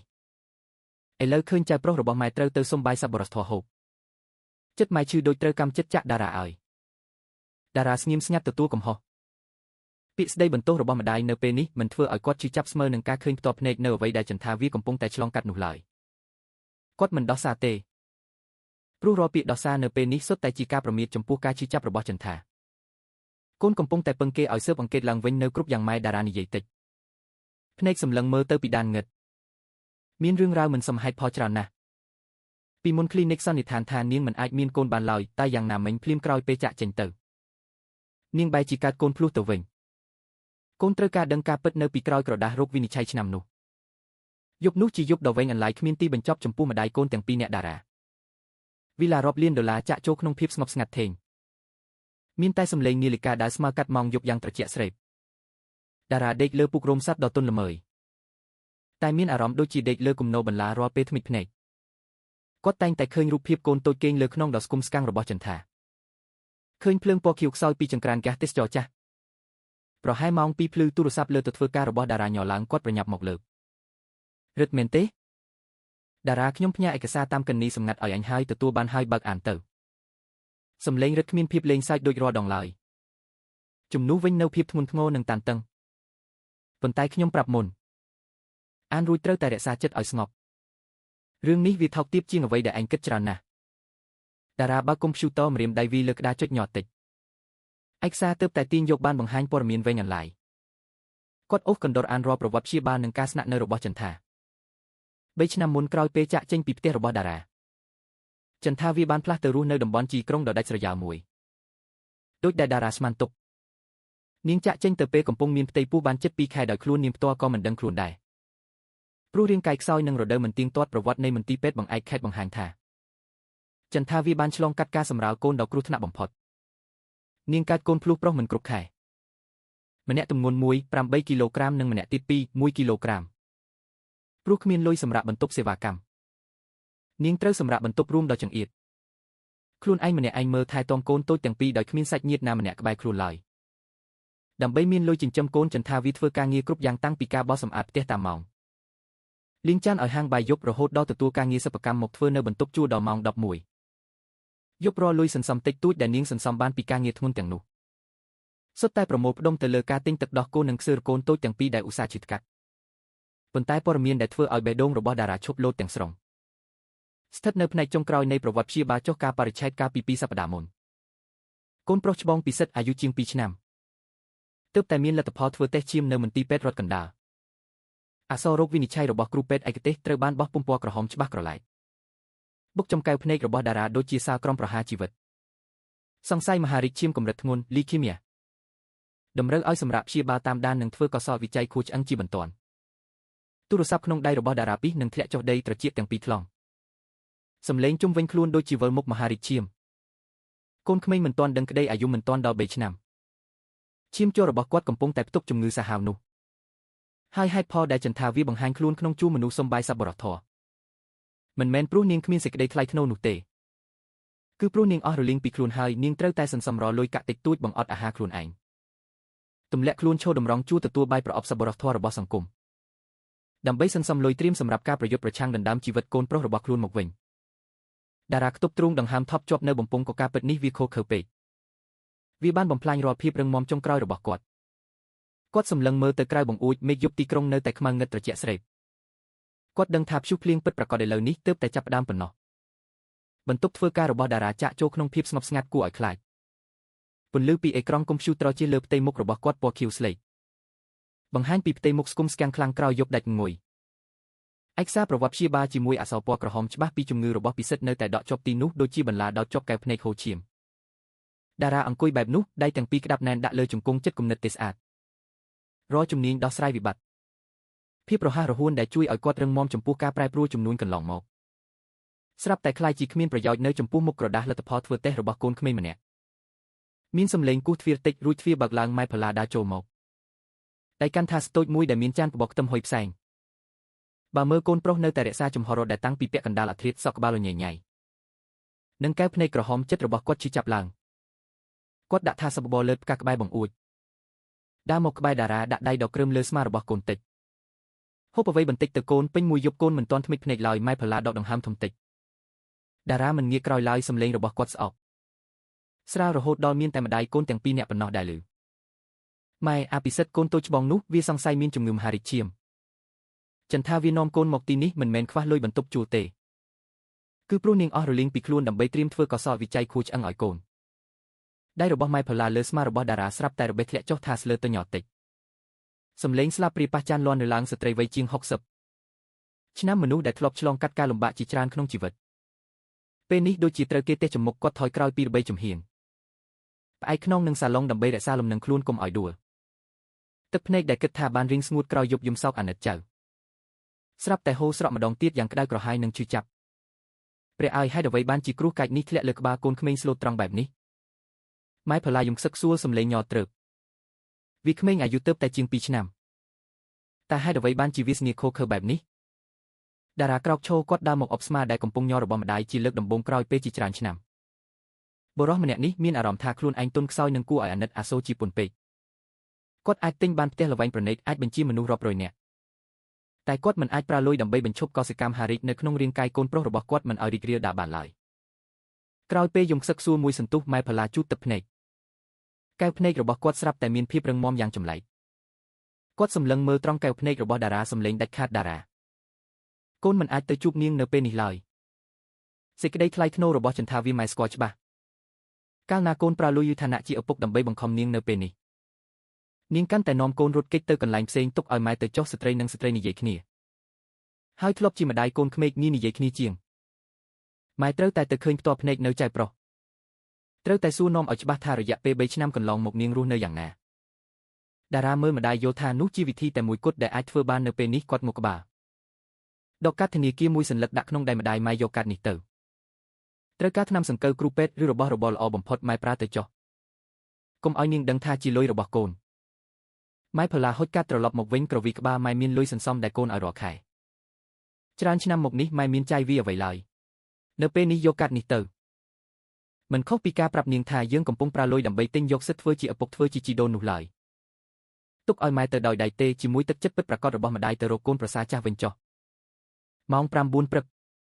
ពន្លឺថ្ងៃក្តៅហប់នៃរដូវក្តៅបានគ្រប់ដណ្ដប់ម្ដងទៀតលើច្រកឌឿងហែមតូចក្រោយមន្ទីរពេទ្យ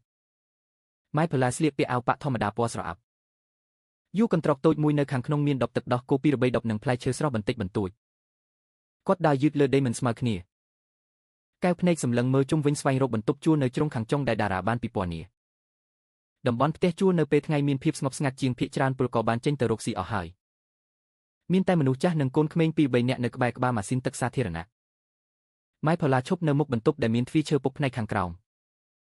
ទ្វារនៅពេលនេះមិនបើកចំហទេគឺបិទជិតនៅខាងក្នុងមានសម្លេងលាន់រតិចម៉ែផល្លាដកដង្ហើមវែងដើម្បីគ្រប់គ្រងអារម្មណ៍រួចលើកដៃគូសទ្វារឈើ3ដងតិចសម្លេងនៅខាងក្នុងឈប់មួយសន្ទុះក្រោយមកសម្លេងចាក់សាឡននៅឡើងទ្វារបើកចេញយឺតចន្ទាវាបង្ហាញខ្លួននៅមាត់ទ្វារផ្ទៃមុខស្លេកស្លាំងសក់វែងត្រូវបានចងយ៉ាងសាមញ្ញដោយដង្កៀបជ័រថោកឃើញម៉ែផល្លាឈរទីនោះជាមួយកន្ត្រកក្នុងដៃកែវភ្នែករបស់ចន្ទាវាភ្ញាក់ផ្អើលបន្តិចរួចបដូរជាទុកព្រួយយ៉ាងជ្រាលជ្រៅនាងមិនផ្លែកចិត្តទេដែលពួកគេរកឃើញទីនេះនាងដឹងច្បាស់ពីលទ្ធភាពរបស់តារានាងគ្រាន់តែសោកស្ដាយដែលភាពស្ងប់ស្ងាត់ដ៏តូចចង្អៀតរបស់ម្ដាយកូននាងទីបំផុតត្រូវបានបំបែកម៉ែចន្ទហៅតិចសម្លេងស្រាលដូចស្លឹកឈើជ្រុះម៉ែផល្លាមើលកូនប្រសាចាស់មើលរាងកាយស្គមស្កាំងរបស់នាងចិត្តរបស់គាត់ឈឺចាប់ឡើងគាត់មិននិយាយអ្វីឡើយដើរទៅអោបចន្ទាវាណែងការអោបរបស់អតីតដំដាយក្មេកធំក្លិនម្លូស្លានឹងខ្យល់ថ្ងៃកក់ក្ដៅនឹងអត់អន់ដូចជាថ្ងៃណាចន្ទាឲ្យកូនលំបាកខ្លាំងណាស់កូនឲ្យម៉ែផល្លាយំខ្សឹកសួរលើស្មានាងរាងកាយរបស់ចន្ទាវាក៏ស្ងៀមក្នុងវិនាទីដំបូងប៉ុន្តែរួចមុនភាពស្មោះត្រង់និងក្តីស្រឡាញ់របស់មនុស្សចាស់របាំងការពារខ្លួនដ៏រឹងមាំដែលនាងសាងសង់ឡើងពេញ3ឆ្នាំកន្លងមកស្រាប់តែលេចចេញស្នាមប្រេះស្មារបស់នាងញ័រតិចដៃទាំងពីរដែលធ្លាក់ចុះសងខាងបានលើកឡើងយឺតចាប់ខ្នងអាវរបស់ម៉ែផល្លានាងមិនយំចេញសម្លេងឡើយប៉ុន្តែដំណក់ទឹកភ្នែកក្តៅបានហូរស្រោចសាមស្មាអាវរបស់ម្ដាយមួយសន្ទុះក្រោយមកចន្ទាវានាំម៉ែផល្លាចូលក្នុងបន្ទប់រៀបចំយ៉ាងមានសណ្ដាប់ធ្នាប់និងសាមញ្ញបំផុត លើក្រែឈើពិសិដ្ឋនិងសេហាកំពុងតែអង្គុយលេងឡានជាប់ពី3គ្រឿងដែលបាក់កង់ខ្លះឃើញមនុស្សប្លែកមុខកូនទាំងពីរមើលម្ដាយពិសិដ្ឋសេហាជំរាបសួរលោកយាយទៅកូនច័ន្ទហានិយាយខ្សឹបសំឡេងរបស់នាងទុកនៅពាក្យថាលោកយាយកូនទាំងពីរមើលម៉ែផល្លាដោយកែវភ្នែកធំថ្លាឆ្វង់កូនតូចសេហានិយាយបាត់យាយចំណែកពិសិដ្ឋគ្រាន់តែសម្លឹងមើលរួចគេចទៅក្រោយខ្នងបងប្រុសផ្ទៃមុខរបស់វាមើលទៅហត់នឿយស្បែកស្លេកបន្តិចនិងនៅក្រោមកកាយមានស្នាមជួមតូចពីរបីកន្លែងសញ្ញានៃជំងឺសាហាវដែលតារាបានអានក្នុងប្រវត្តិព្យាបាលម៉ែផល្លាដើរទៅជិតក្រែលុតជង្គង់ចុះផ្ទាល់លើការ៉ូស៊ីម៉ង់អោបកូនតូចទាំងពីរក្នុងទ្រូងគាត់ថាប់ថ្ពាល់ថាប់ថ្ងាសពួកគេដៃអង្អែលសក់ក្បាលទន់ល្មើយចៅរបស់យាយសុំទោសយាយមិនល្អឡើយទុកឲ្យចៅត្រូវលំបាកបែបនេះចន្ទាវីឈរក្បែរសម្លឹងមើលទិដ្ឋភាពនោះកែវភ្នែកក្រហមម្ដងទៀតនាងដើរទៅជ្រុងបន្ទប់ចាក់ទឹកមួយកែវពីក្អមចាស់ជូនម៉ែផល្លាស្ត្រីទាំងពីរនាក់បន្ទាប់មកអង្គុយទល់មុខគ្នានៅលើកៅអីចរទាបពីក្បែរតូអាហារតូចចន្ទាកូនប្រាប់ការពិតឲ្យម៉ែស្ដាប់មកម៉ែផល្លាកាន់ដៃដ៏គ្រើមមានស្នាមប្រេះរបស់ចន្ទាអាដារាវាមកដឹងគ្រប់យ៉ាងហើយវាពឹងគេឲ្យស្វែងរកប្រវត្តិព្យាបាលរបស់កូនរឿងអភិសិទ្ធជាការពិតមែនទេកូនឬដល់ជំងឺរបស់កូនភាពរឹងមាំរបស់ចន្ទាវាបានរលាយសាបសូន្យទាំងស្រុងនាងខ្ទប់មុខយំសំឡេងយំខ្សឹកខ្សួលដែលធ្លាប់អត់ធ្មត់ជាយូរមកហើយបានផ្ទុះឡើងម៉ែឲ្យ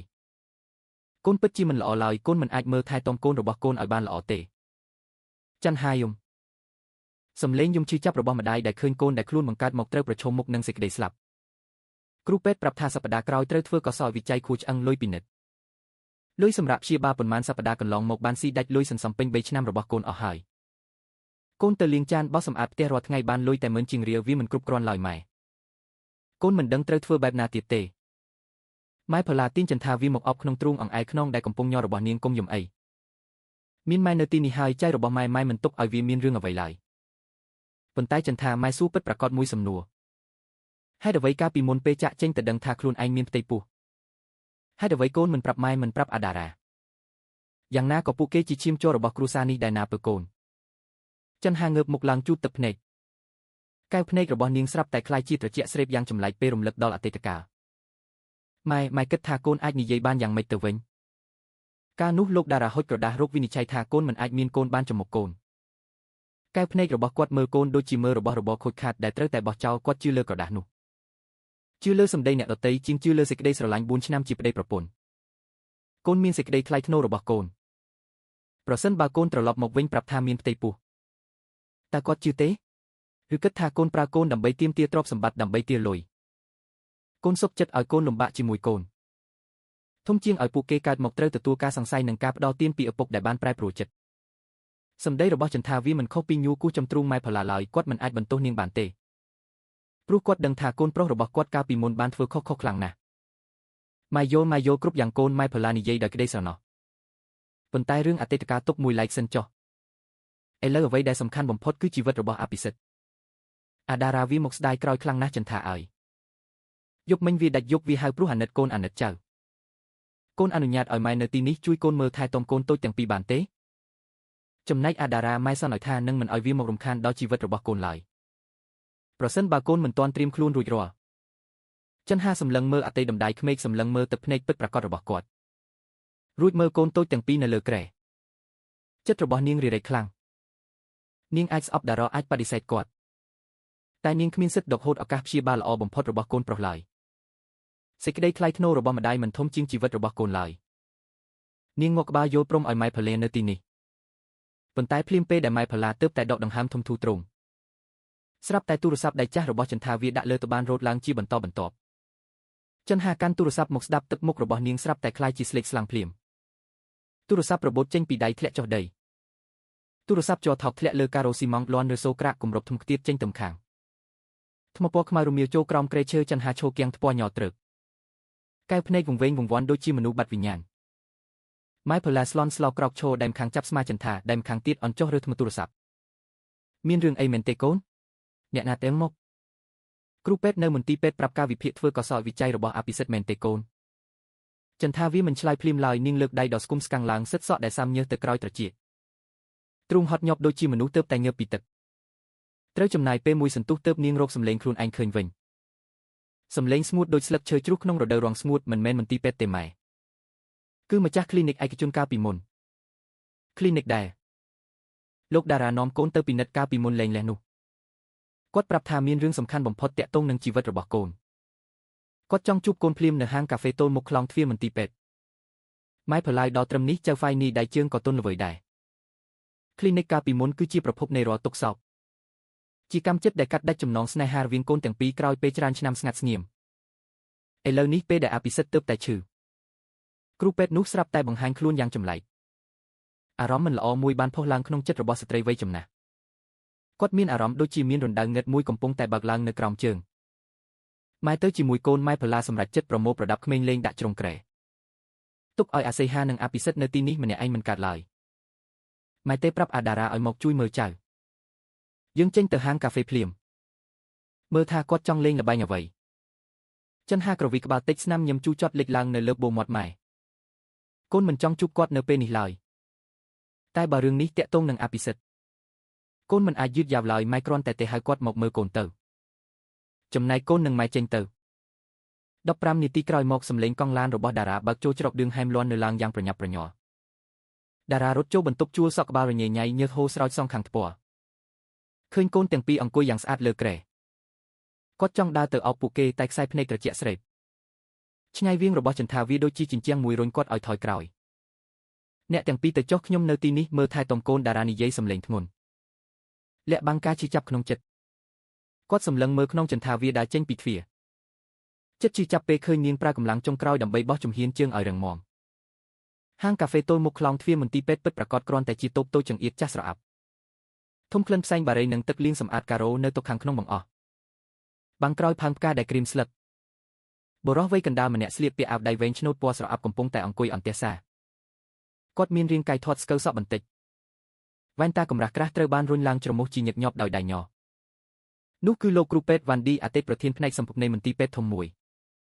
តែ3ឆ្នាំមុនបានបើកគ្លីនិកឯកជននិងចុះហត្ថលេខាផ្ទាល់លើក្រដាសសន្និដ្ឋានថាមាត់ស្បូនរបស់ចន្ទាវារងរបួសវិនពេលចន្ទាវានិងម៉ែផល្លាអង្គុយចុះលើកៅអីទល់មុខលោកវ៉ាន់ឌីភ្ញាក់ខ្លួនប្រញាប់ហុចកែវទឹកពីរជូនពួកគេផ្ទៃមុខរបស់គាត់ស្លេកស្លាំងស្នាមជ្រួញក្បែរកែវភ្នែកប្រទាក់ក្រឡាគ្នាបង្ហាញពីការស្លន់ស្លោតក់ស្លុតជាពន់ពេកអ្នកនាងចន្ទាលោកស្រីផល្លាខ្ញុំពិតជាមិនដឹងត្រូវចាប់ផ្ដើមនិយាយពីណាឡើយលោកវ៉ាន់ឌីនិយាយសំឡេងស្អប់ដៃទាំងពីរក្តាប់ណែនរហូតដល់សន្លាក់ដៃលាន់សូក្រាកបើមិនមែនព្រោះកូនតូចបើមិនមែនព្រោះខ្ញុំចៃដន្យឲ្យឃើញឈ្មោះរបស់កូនក្នុងបញ្ជីឈ្មោះអ្នកជំងឺសង្ស័យមហារាជឈាមសប្តាហ៍នេះប្រហែលជាខ្ញុំនឹងយកអាតកំបាំងថោកទាបនេះទៅក្នុងក្តាររំឈូសជាមួយហើយចិនហាក្តាប់ដៃណែនលើផ្លូវលោកវ៉ាន់ឌី3ឆ្នាំមុនខ្ញុំជឿលោកខ្ញុំជឿលើអ្វីដែលហៅថាសិលធម៌គ្រូពេទ្យរបស់លោកទើបពេលលោកប្រាប់ខ្ញុំថាគ្មានថ្ងៃមានកូនបានខ្ញុំព្រមចាក់ចេញទៅដោយក្តីអាម៉ាស់ឥឡូវកូនរបស់ខ្ញុំកំពុងដេកនៅក្នុងនោះរងចាំធ្វើកសោយវិច័យតើលោកចង់បោកប្រាស់អ្វីខ្ញុំទៀតលោកវ៉ាន់ឌីអន់ក្បាលចុះលើតូស្មាទាំងពីរកម្រើកញ័រត្រឹកគ្រូពេទ្យដែលធ្លាប់មានឈ្មោះល្បីល្បាញពេលនេះមើលទៅគួរឲ្យអាណិតអាសូរនិងមានទោសដូចជាឧក្រិដ្ឋជនឈរនៅចំពោះមុខតុលាការសិលធម៌ខ្ញុំត្រូវកម្មពីឲ្យអ្នកនាងចន្ទាឲ្យគាត់ងើបក្បាលឡើងទឹកភ្នែកហូរស្រោចស្នាមអុចខ្មៅលើមុខកន្លះឆ្នាំក្រោយពេលគ្លីនិករបស់ខ្ញុំបិទទ្វារកូនប្រុសតែមួយគត់របស់ខ្ញុំបានជួបគ្រោះថ្នាក់ចរាចរណ៍ឥឡូវដេកដឹងខ្លួនតែរាងកាយស្លាប់មួយកន្លែងពេលនោះខ្ញុំទើបយល់ថាលុយកាក់មិនស្មោះត្រង់វាស៊ីដាច់បុណ្យកុសលរបស់គ្រួសារយើងយ៉ាងណា3ឆ្នាំមុនលទ្ធផលពិនិត្យរបស់អ្នកនាងគឺធម្មតាទាំងស្រុងអ្នកនាងគ្រាន់តែខ្សោយអរម៉ូនដោយសាររាងកាយស្គមស្កាំងគ្រាន់តែព្យាបាលពី3ខែគឺអាចមានផ្ទៃពោះធម្មជាតិបានហើយផាំង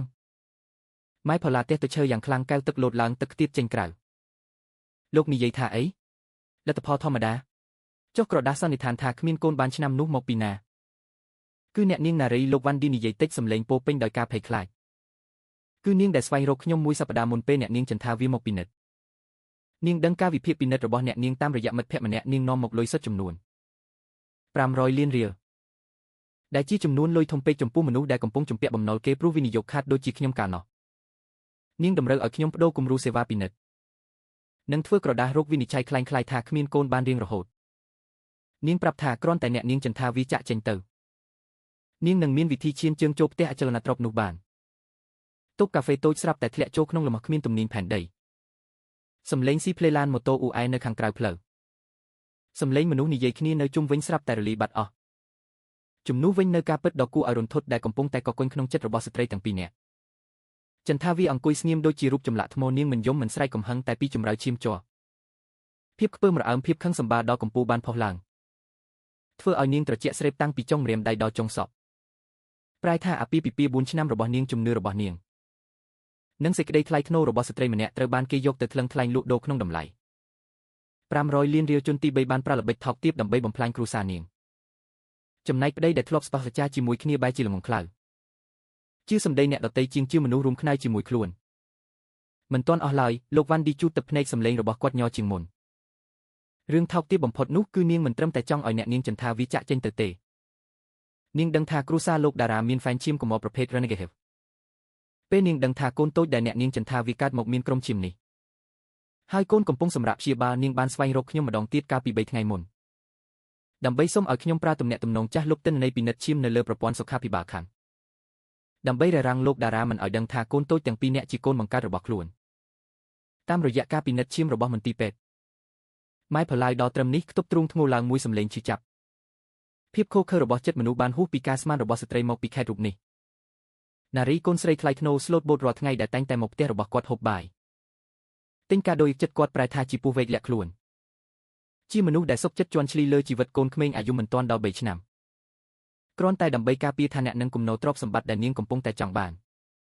នហេតុអ្វីបានជាលោកប្រាប់ខ្ញុំរឿងនេះចិនហាសម្លឹងមើលត្រង់កែវភ្នែករបស់លោកវ៉ាន់ឌីខ្សែភ្នែករបស់នាងគ្មានភាពកក់ក្ដៅសូម្បីតែបន្តិចស្រួចដូចជាផ្លែឡាមព្រោះខ្ញុំមិនចង់ផ្ទុកទោសសម្រាប់មនុស្សម្នាក់ទៀតឡើយអ្នកនាងចន្ទាអើយលោកវ៉ាន់ឌីលុតជង្គង់ចុះក្បែរតុបង្កឲ្យភ្ញៀវជុំវិញចាប់ផ្ដើមងាកមកមើលអភិសិទ្ធមានក្រុមឈាមកម្រណាស់ការប្រយុទ្ធប្រឆាំងនឹងជំងឺឈាមនេះត្រូវការឈាមនិងកោសិកាដើមដែលត្រូវគ្នាជាច្រើនប្រសិនបើគ្មានឪពុកបង្កើតឬអ្នកមានឈាមជ័រជាមួយគ្នាមកជួយពិនិត្យនិងបរិច្ចាគទេឱកាសស្វែងរកប្រភពខួរឆ្អឹងត្រូវគ្នានៅខាងក្រៅសង្គមចំពោះក្រុមឈាម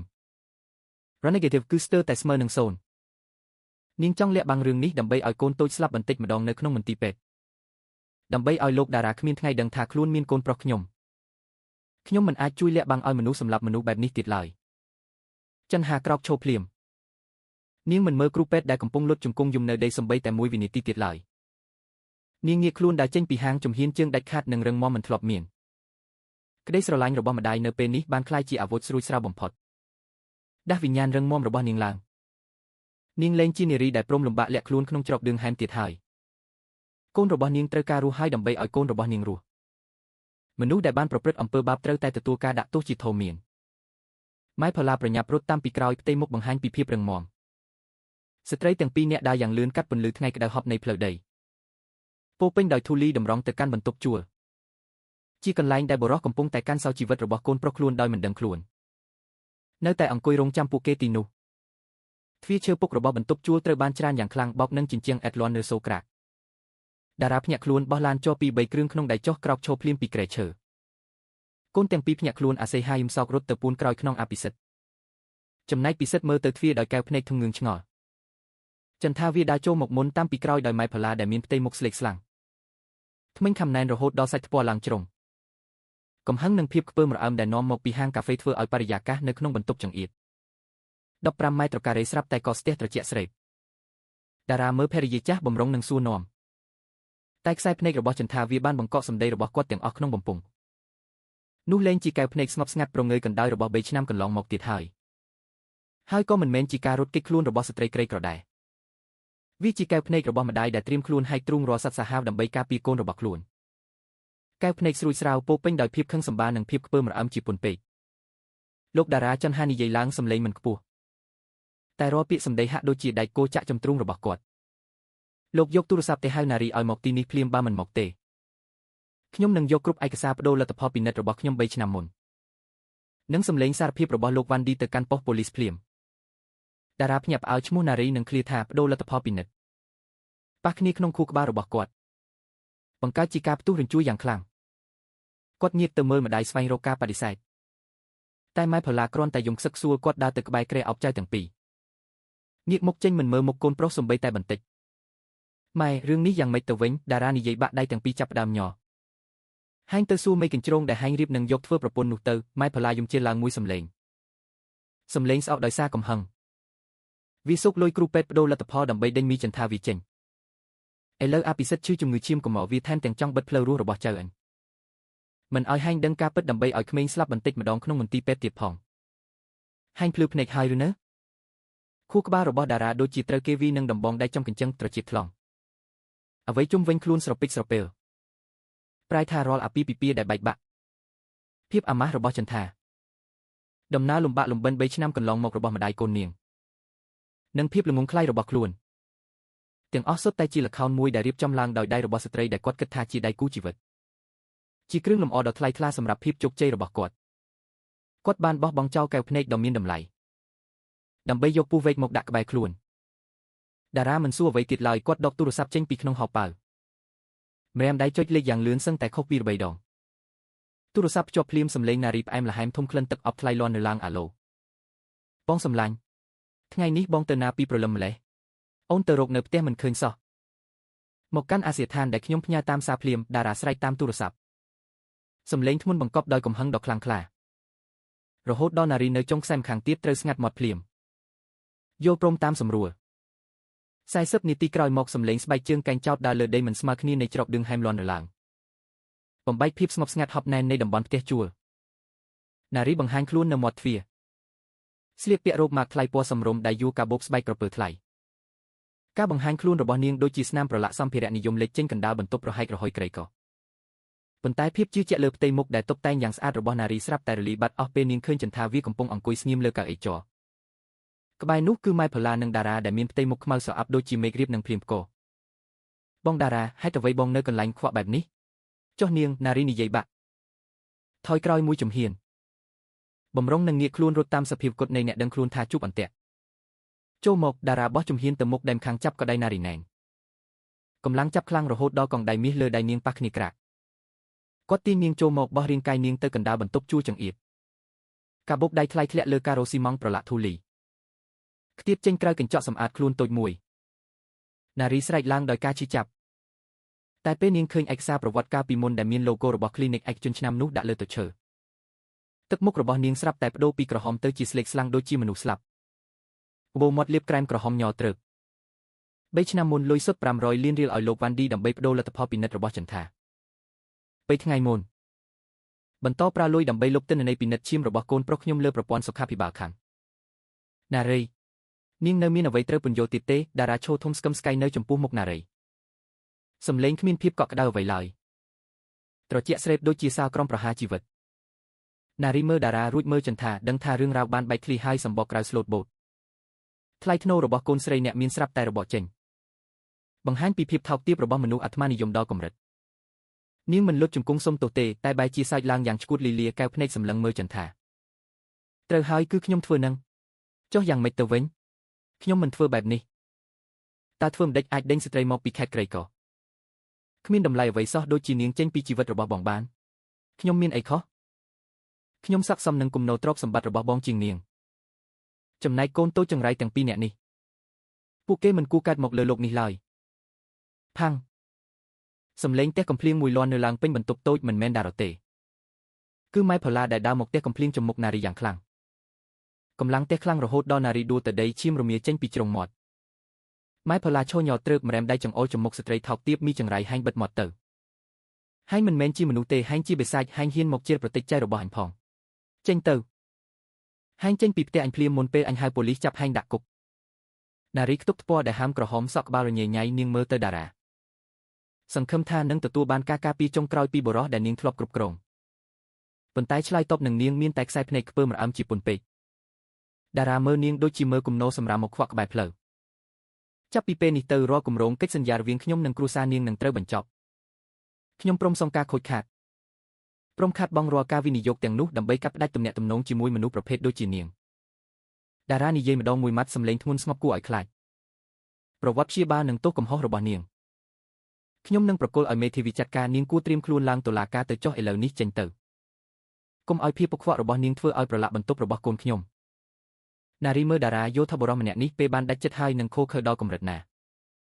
សេចក្តីអំនួតរបស់កូនស្រីអ្នកមានខ្លាយជាភាពអាម៉ាស់ជាពន់ពេកនាងក្រោកឈររើកាបូបដៃលើដីមិនទាន់ទាំងជូតឈាមលើមាត់ផងរត់ចេញពីច្រកឌឿងហែមតូចក្រោមការសម្លឹងមើលខ្ពើមរអើមរបស់មនុស្សជិតខាងដែលចង់ដឹងចង់ឃើញជុំវិញទ្វារបន្ទប់ជួលបិទមកវិញភាពស្ងប់ស្ងាត់ត្រឡប់មកបន្ទប់វិញនារីបានទៅហើយការពិតបានលេចចេញហើយតែតម្លៃដែលត្រូវសងសម្រាប់ភាពល្ងង់ខ្លៅនៃអតីតកាលនៅតែស្ថិតនៅទីនោះធំស្កឹមស្កៃដូចជាភ្នំមួយ តារាងាកខ្លួនមកមើលចន្ទាគាត់ដើរមកជិតកៅអីចរដែលនាងកំពុងអង្គុយជង្គង់របស់គាត់ញ័ររួចលើកជង្គង់ចុះនៅចំពោះមុខភរិយាចាស់បុរសដែលធ្លាប់តែមានអំនួតលើកំពូលជោគជ័យពេលនេះលើកជង្គង់លើការ៉ូស៊ីម៉ង់ប្រឡាក់ធូលីដៃទាំងពីរក្តាប់កែមទៅឈើអានក្បាលយំដូចជាកូនក្មេងចន្ទាអើយបងសុំទោសបងខុសហើយបងជាមនុស្សថោកទាបខ្លាំងណាស់សំឡេងយំរបស់តារាស្អប់អួរដើរមកបង្កប់ដោយភាពជាចាប់ការស្ដាយក្រោយដ៏យឺតយ៉ាវរបស់មនុស្សដែលទើបតែដឹងខ្លួនថាបានបំផ្លាញក្តីសុខរបស់ជីវិតដោយផ្ទាល់ដៃចន្ទាវានៅតែអង្គុយស្ងៀមលើកៅអីដៃទាំងពីរដាក់លើភ្លៅគ្មានកម្រើកឡើយនាងមើលក្បាលដែលកំពុងញ័ររបស់តារាទឹកភ្នែកហូរស្រក់លើថ្ពាល់ដ៏ស្គមតែខ្សែភ្នែករបស់នាងគ្មានភាពទន់ចិត្តឡើយការជិះចាប់3ឆ្នាំកន្លងមករាល់យប់ដាច់ងុយមើលថែកូនឈឺរាល់ថ្ងៃក្តីហប់ឈរតម្រង់ជួរទទួលបាយប្រអប់រាល់របស់ទាំងនោះមិនអាចលុបបាត់បានឡើយគ្រាន់តែទឹកភ្នែកស្ដាយក្រោយឬការលូតជង្គង់របស់បុរសដែលធ្លាប់បោះបង់នាងនោះបងក្រោកឈរឡើងទៅចន្ទហានិយាយសំឡេងត្រជាក់ដូចទឹកដីរដូវរំហើយបងលូតជង្គង់នៅទីនេះដល់ស្អែកក៏មិនអាចជួយអភិសិទ្ធបានដែរតារាមិនក្រោកឈរឡើយជង្គង់របស់គាត់នៅតែផ្អឹបនឹងការ៉ូស៊ីម៉ង់ត្រជាក់គ្រើមនៃបន្ទប់ជួលសម្ដីរបស់ចន្ទាវាដូចជាខ្យល់ត្រជាក់បក់កាត់មិនជិលប្រតិចមិនគុំគួនតែភាពប្រងើយកន្តើយរបស់នាងទៅវិញទេដែលធ្វើឲ្យគាត់ជិះចាប់ដល់បេះដូងគាត់ងើបមុខដែលពោពេញដោយទឹកភ្នែកមើលនាងពីទីតាំងនេះគាត់ឃើញច្បាស់ស្នាមប្រេះតូចនៅលើស្បែកជើងចរដែលនាងកំពុងពាក់ឃើញទាំងជីខោប្រឡាក់ភក់ស្ងួតពណ៌ប្រភេទពីច្រកដឿងហែមនៅខាងក្រៅ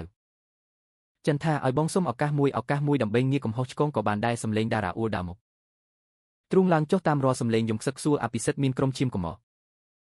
បងក៏មានក្រុមឈាមនោះដែរទុកឲ្យបងទៅមន្ទីរពេទ្យធ្វើតេស្តទុកឲ្យបងជួយកូនរួចបន្ទាប់មកអូនចង់ឲ្យបងធ្វើអ្វីក៏បានចង់ឲ្យបងបាត់ពីជីវិតអូនរៀងរហូតក៏បានដែរម៉ែផល្លាដើរចុះពីគ្រែគាត់មិនមើលកូនប្រុសទេគឺដើរទៅជិតចង្ក្រានហ្គាសទេសចរតូច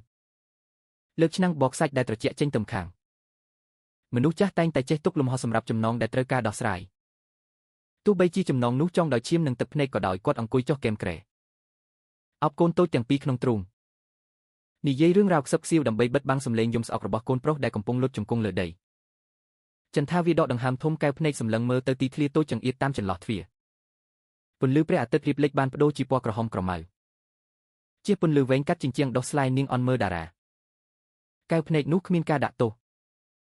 មានតែភាពហត់នឿយដល់កម្រិតបងក្រោកឈរឡើងទៅខ្ញុំនិយាយលើកចុងក្រោយចន្ទហានិយាយឡើងវិញសំឡេងស្ងប់ដូចផ្ទៃទឹកបឹងគ្មានខ្យល់បងលុតជង្គង់នៅទីនេះដល់ព្រឹកការពិតក៏មិនប្រែប្រួលដែរ3ឆ្នាំមុនពេលបងចុះហត្ថលេខាលើក្រដាសនោះអាពាហ៍ពិពាហ៍របស់យើងបានស្លាប់បាត់ទៅហើយខ្ញុំមិនទុកគំនុំដើម្បីធ្វើឲ្យខ្លួនឯងលំបាកឡើយតែមេឃបែកបាក់ហើយបងប្រមូលរាល់កំទេចកញ្ចក់មកផ្អឹបចូលគ្នាវាក៏មានតែស្នាមប្រេះមុតដៃអ្នកកាន់ប៉ុណ្ណោះតារាត្រេតត្រួតក្រោកឈរជើងលុតជង្គង់យូរបានស្ពឹកធ្វើឲ្យគាត់ប៊ីសនឹងដួលគាត់ចាប់កែមទៅឈើទាញកៅអីចរទល់មុខចន្ទាវារួចអង្គុយចុះរវាងមនុស្សពីរនាក់ដែលធ្លាប់រួមគ្រែតែមួយធ្លាប់ស្គាល់ច្បាស់រាល់ស្នាមអុចរាល់ទម្លាប់តូចតាចរបស់គ្នា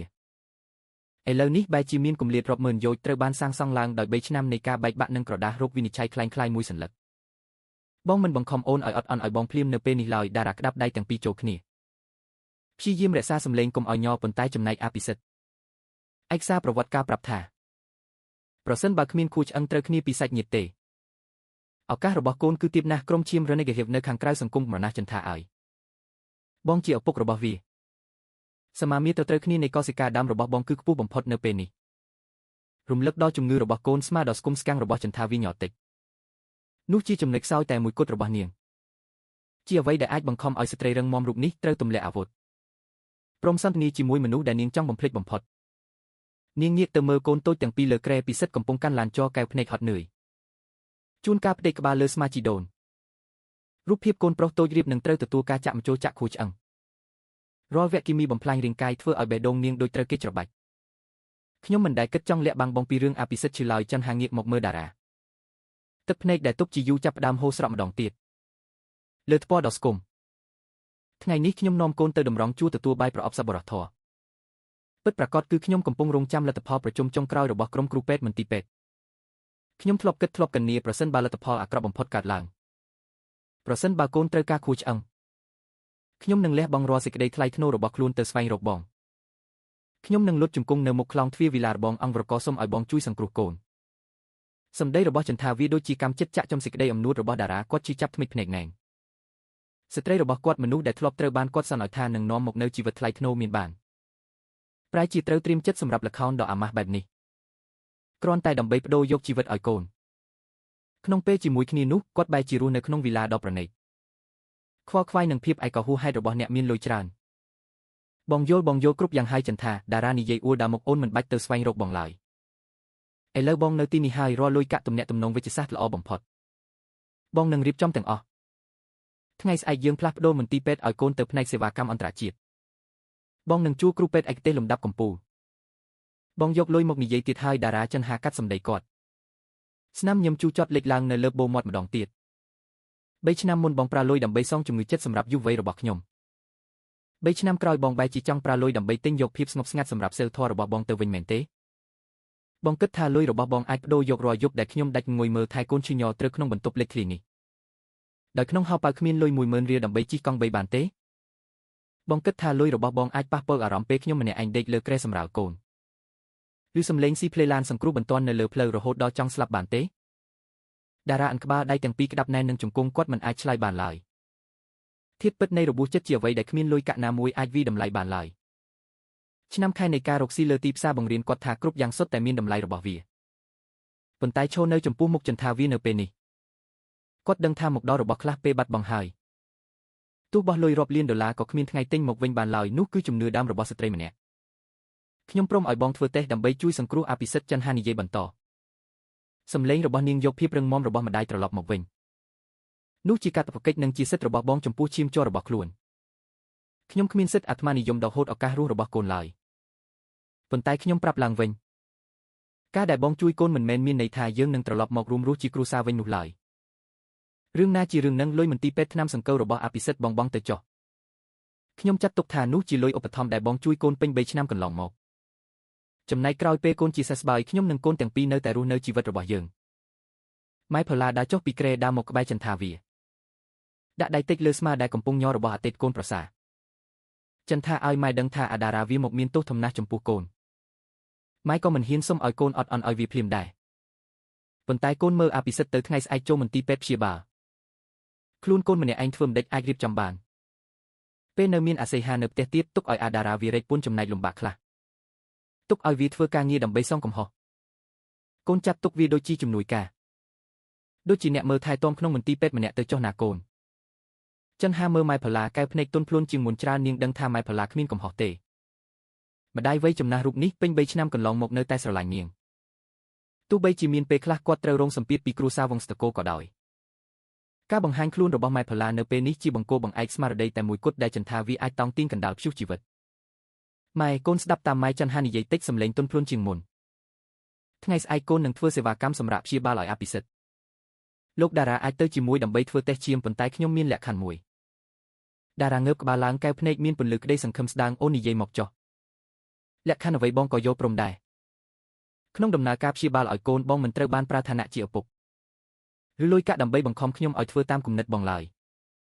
រាល់ការសម្រេចចិត្តព្យាបាលត្រូវតែឆ្លងកាត់គ្រូពេទ្យនិងខ្ញុំហើយដាច់ខាតមិនត្រូវបានអនុញ្ញាតឲ្យមនុស្សនៅក្នុងពិភពលោកហឺហារបស់បងមកទីនេះរំខានដល់ជីវិតរបស់កូនខ្ញុំឡើយ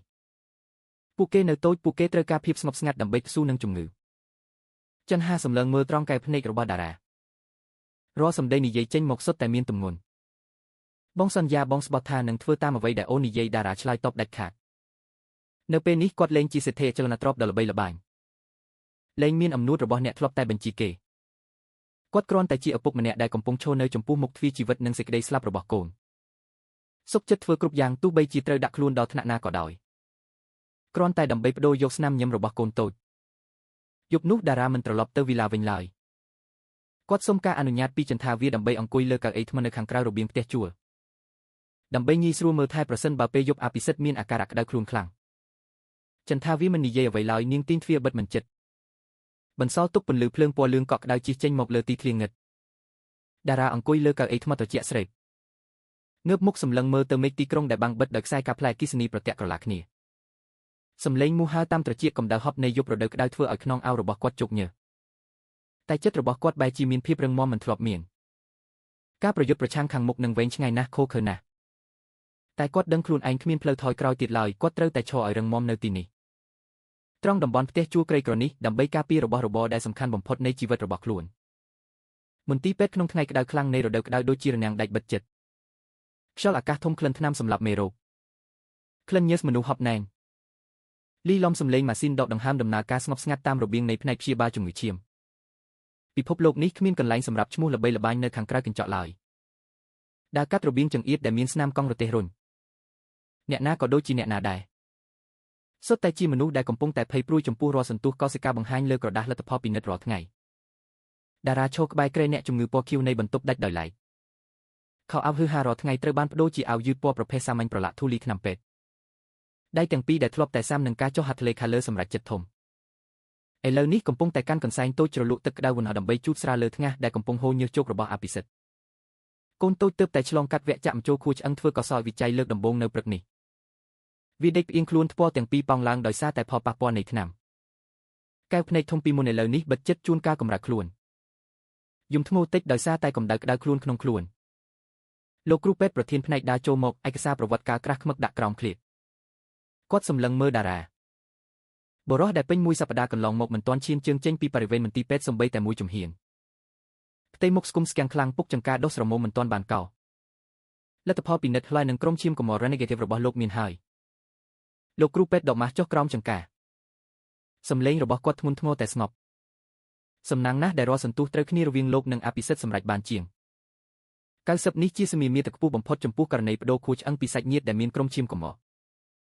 យ៉ាងណាមិញមុនពេលធ្វើការប្រមូលកោសិកាដើមលោកត្រូវតែឆ្លងកាត់ការគ្រប់គ្រងយ៉ាងម៉ត់ចត់ដើម្បីធានាគុណភាពឈាមល្អបំផុតដាច់ខាតមិនត្រូវបានដាច់យប់មិនប្រើជាតិស្រវឹងនិងត្រូវរក្សាចិត្តគំនិតឲ្យមានស្ថិរភាព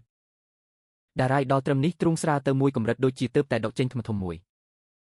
គាត់មើលកូនតូចដែលកំពុងភ្ជួរទឹកសេរ៉ូមលើក្រែអារម្មណ៍ពិសិដ្ឋមួយនៃឈាមជ័ររត់កាត់ខ្នងឈាមរបស់គាត់ជីវិតរបស់គាត់រៀបនឹងត្រូវបានបញ្ជូនចូលក្នុងរាងកាយកូនតូចនេះដើម្បីប្រោសជីវិតវាមកវិញពីដែនចរាចនោះជាលាភសំណាងធំបំផុតដែលទេវតានៅតែប្រទានឲ្យមនុស្សមានទោសដូចជាគាត់បាទអរគុណគ្រូពេទ្យខ្ញុំនឹងអនុវត្តតាមច្បាប់យ៉ាងម៉ត់ចត់ពេលណាដែលកូនត្រូវការខ្ញុំតែងតែត្រៀមខ្លួនរួចរាល់តារាអិនក្បាលតិចសំឡេងស្អប់តែដាច់ខាតតាំងពីថ្ងៃចូលសម្រាប់ព្យាបាលតារាធ្វើតាមគ្រប់យ៉ាងដែលបានសន្យានឹងចន្ទថាវាគាត់មិនប្រើលុយដើម្បីបដូរនីតិវិធី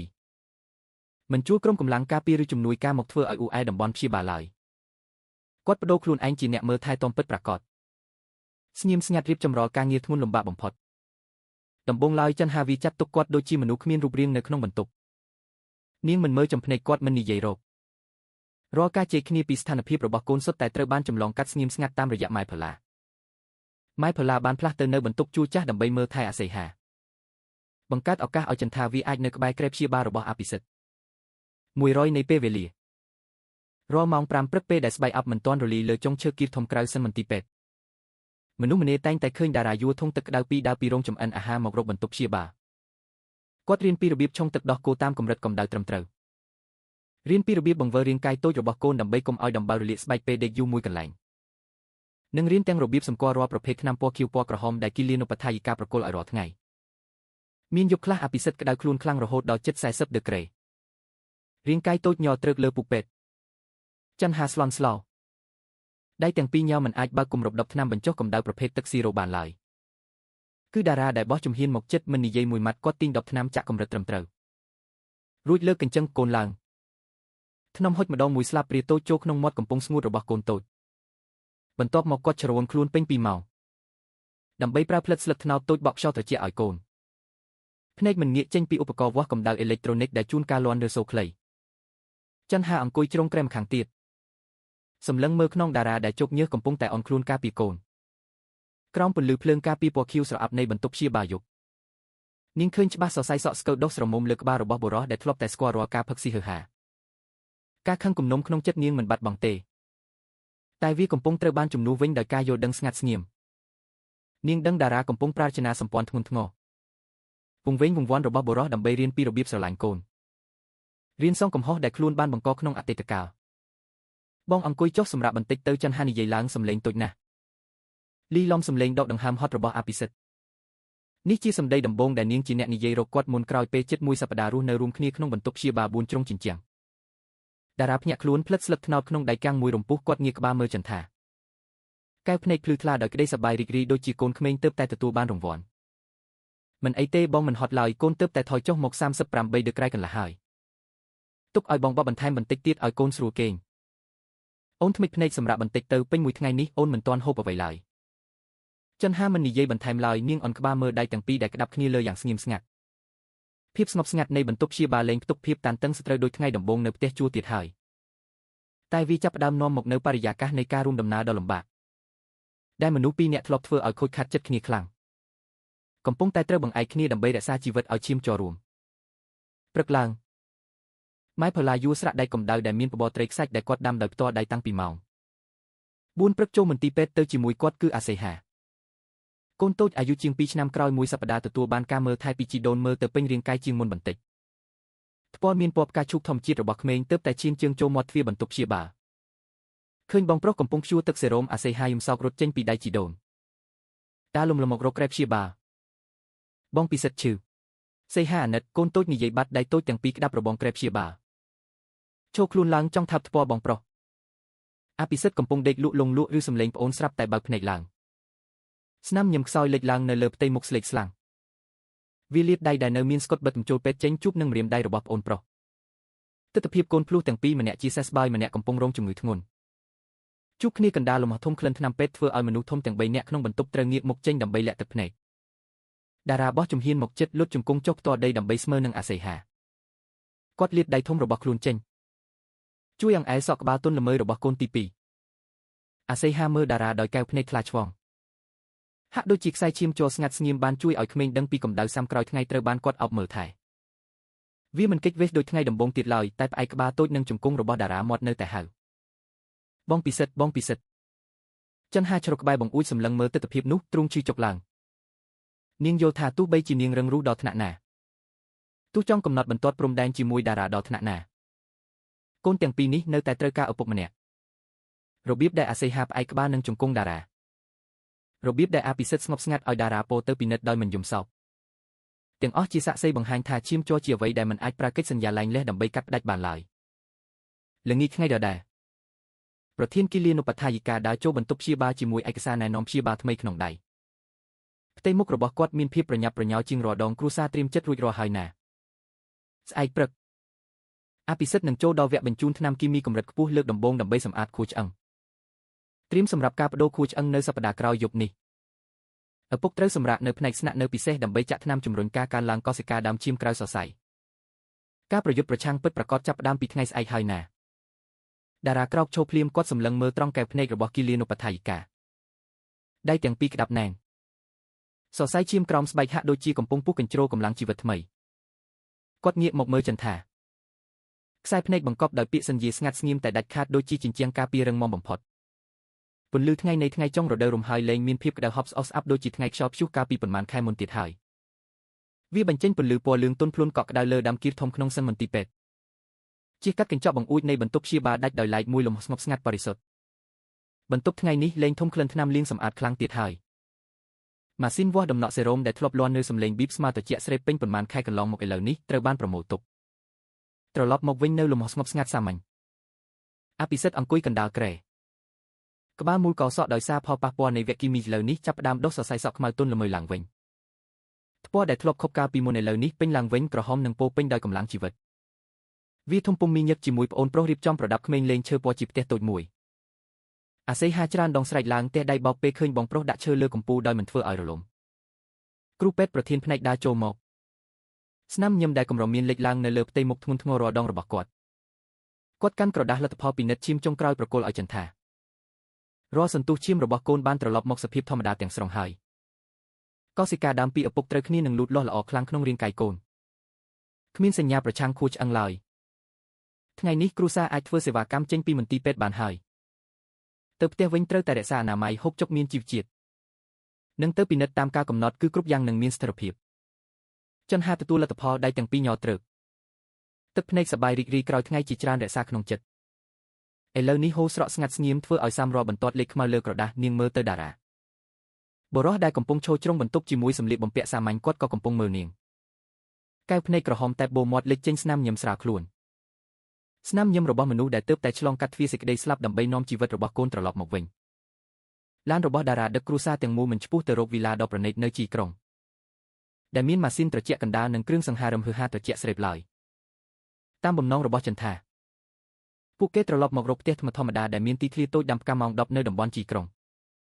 ចន្ទថាផ្ទះការពីក្រីក្រដែលតារានិងចន្ទថាធ្លាប់សន្សំលុយរាល់ខែដើម្បីទិញមុនពេលភាពមានបាននឹងក្តីស្រមៃខុសឆ្គងធ្វើឲ្យគាត់ងឹតភ្នែកតារាបានស្ងាត់ស្ងៀមពឹងគេឲ្យសម្អាតលាបពណ៌ស្អាតបាតតាំងពី1ខែមុនដោយរក្សាចនាសម្ព័ន្ធសាមញ្ញដដែលចិត្តស្និទ្ធដូចជាថ្ងៃចាស់ម៉ែផល្លាដើរចុះពីឡានមុនពោអាសេហាចូលទីធ្លាកូនតូចឃើញទីធ្លាធំមានទងឈើតូចស្រែកឡើងសប្បាយចិត្តរត់លេងលោតកញ្ឆេងតារាប្រុងប្រយ័ត្នពោអាពិសិដ្ឋពីកៅអីក្រោយចុះដាក់កូនឈរឲ្យនឹងលើដីត្រជាក់កូនតូចងើបកែវភ្នែកខ្លាឆ្វងមើលជុំវិញដកដង្ហើមវែងយកខ្យល់អាកាសសេរីភាពលេងធំក្លិនថ្នាំពេទ្យរួចរត់តាមប្អូនប្រុសពិសិដ្ឋចិនហាយូកាបូបខោឲ្យចាស់ដើរចូលផ្ទះបន្ទប់ទទួលភ្ញៀវសាមញ្ញជាមួយទឹកឈើចាស់ត្រូវបានជូតស្អាតរលោងលើជញ្ជាំងរូបថតអាពាហ៍ពិពាហ៍របស់ពួកគេកាលពី3ឆ្នាំមុនត្រូវបានដកទុកជំនួសវិញនៅរូបថតកូនភ្លោះទាំងពីរនាក់សើចសប្បាយដែលដាក់ក្នុងស៊ុមឈើធម្មជាតិសាមញ្ញគ្មានសម្ភារៈថ្លៃតែធំក្លិនកក់ក្ដៅនៃជីវិតពិតប្រាកដរបស់គ្រួសារមួយតារាដើរចូលតាមក្រោយគាត់ឈរនៅមាត់ទ្វារសម្លឹងមើលក្នុងស្គមរបស់ចន្ទថាវាកំពុងរៀបចំប្រដាប់ក្មេងលេងរបស់កូនលើធ្នើគាត់មិនបោះជំហានទៅជិតមិនប្រើលុយកាក់ឬភាពមានបានដើម្បីបង្ខំការបង្ហាញខ្លួនរបស់ខ្លួនលើជីវិតរបស់នាងដូចដែលបានសន្យារាល់ថ្ងៃក្នុងមន្ទីរពេទ្យចន្ទថាតារាហៅតិចសំឡេងធ្ងន់បង្កប់ដោយភាពរិរែកមិនធ្លាប់មានចំពោះសេដ្ឋីល្បីល្បាញរាល់សេវាកម្មមន្ទីរពេទ្យនិងមូលនិធិព្យាបាលរបស់អភិសិទ្ធបងបានរៀបចំរួចរាល់អស់ហើយផ្ទះនេះបងបានផ្ទេរឈ្មោះជូនម្ដាយកូនទាំង3នាក់ហើយចាប់ពីថ្ងៃស្អែកបងនឹងត្រឡប់ទៅវីឡានៅជីក្រុងវិញរាល់សប្តាហ៍ប្រសិនបើអូនអនុញ្ញាតបងសុំការអនុញ្ញាតមកទទួលកូនទាំងពីរទៅលេង2-3ម៉ោងបានទេអូនចិនហាឈប់ដៃនាងងាកមកមើលតារា3ខែរួមដំណើរជាមួយគាត់ក្នុងបន្ទប់ព្យាបាល4ជ្រុងជញ្ជាំងឃើញសេដ្ឋីម្នាក់វង្វេងវង្វាន់រៀនឆុងទឹកដោះគោដាច់យប់បក់ផ្លិតឲ្យកូនក្តៅខ្លួនញ័រត្រឹកនិងរបៀបដែលគាត់មិនរារែកសំបីតែបន្តិចពេលឲ្យចូលពេទ្យចាក់ចូលជ្រៅក្នុងខួរឆ្អឹងដើម្បីយកកោសិកាដើមជួយកូនរាល់របស់ទាំងនោះបានរំលាយផ្ទាំងទឹកកកត្រជាក់ខឹងគំនុំក្នុងចិត្តនាងយល់ថាមនុស្សឈរនៅចំពោះមុខនាងនៅពេលនេះលែងជាបរិសុទ្ធលោភលន់ក្បត់ចិត្តកាលពី3ឆ្នាំមុនទៀតហើយគាត់បានបំបែកសម្បកក្រៅហឺហាដើម្បីស្វែងរកអត្តសញ្ញាណដើមដ៏ស្មោះត្រង់បំផុតរបស់ខ្លួនអាពាហ៍ពិពាហ៍អាចនឹងបែកបាក់របួសចិត្តអាចនៅតែមានស្នាមរាល់ពេលមេឃប្រែប្រួលតែសេចក្តីស្រឡាញ់របស់ម្ដាយរបស់ឪពុកនិងចំណងឈាមជ័រជាអ្វីដែលគ្មានកិច្ចសន្យាលែងលះណាមួយអាចកាត់ផ្ដាច់បានឡើយនាងមិនអាចបង្ខំកូនឲ្យធំឡើងដោយគ្មានឪពុកដែលស្រឡាញ់ពួកគេពិតប្រាកដនោះឡើយបងមិនបាច់ត្រឡប់ទៅវីឡានោះវិញឡើយចន្ទហានិយាយសំឡេងស្រាលដូចខ្យល់រដូវរំហើយតែធ្វើឲ្យរាងកាយតារាញ័រត្រឹកដោយសារក្តីរំភើបភ្ញាក់ផ្អើលផ្ទះនេះធំពួកក្មេងពេលយប់ជារឿយតែងតែភ្ញាក់ខ្លួនរកឪពុកបើបងមិនធុញទ្រាន់នឹងបន្ទប់ចំហៀងតូចចង្អៀតទេក៏ស្នាក់នៅទីនេះរួមគ្នាប្រដៅកូនទៅចុះតារាឈោគៀងនៅនឹងកន្លែងគាត់មើលត្រង់កែវភ្នែករបស់ចន្ទថាស្វែងរកការអាណិតអាសូរឬការផ្ដោតទានតែមិនមែនទេក្នុងកែវភ្នែករបស់នាងនៅពេលនេះមានតែភាពអត់អន់ការយល់ដឹងពីសេចក្ដីជីវិតរបស់មនុស្សដែលឆ្លងកាត់ព្យុះភ្លៀង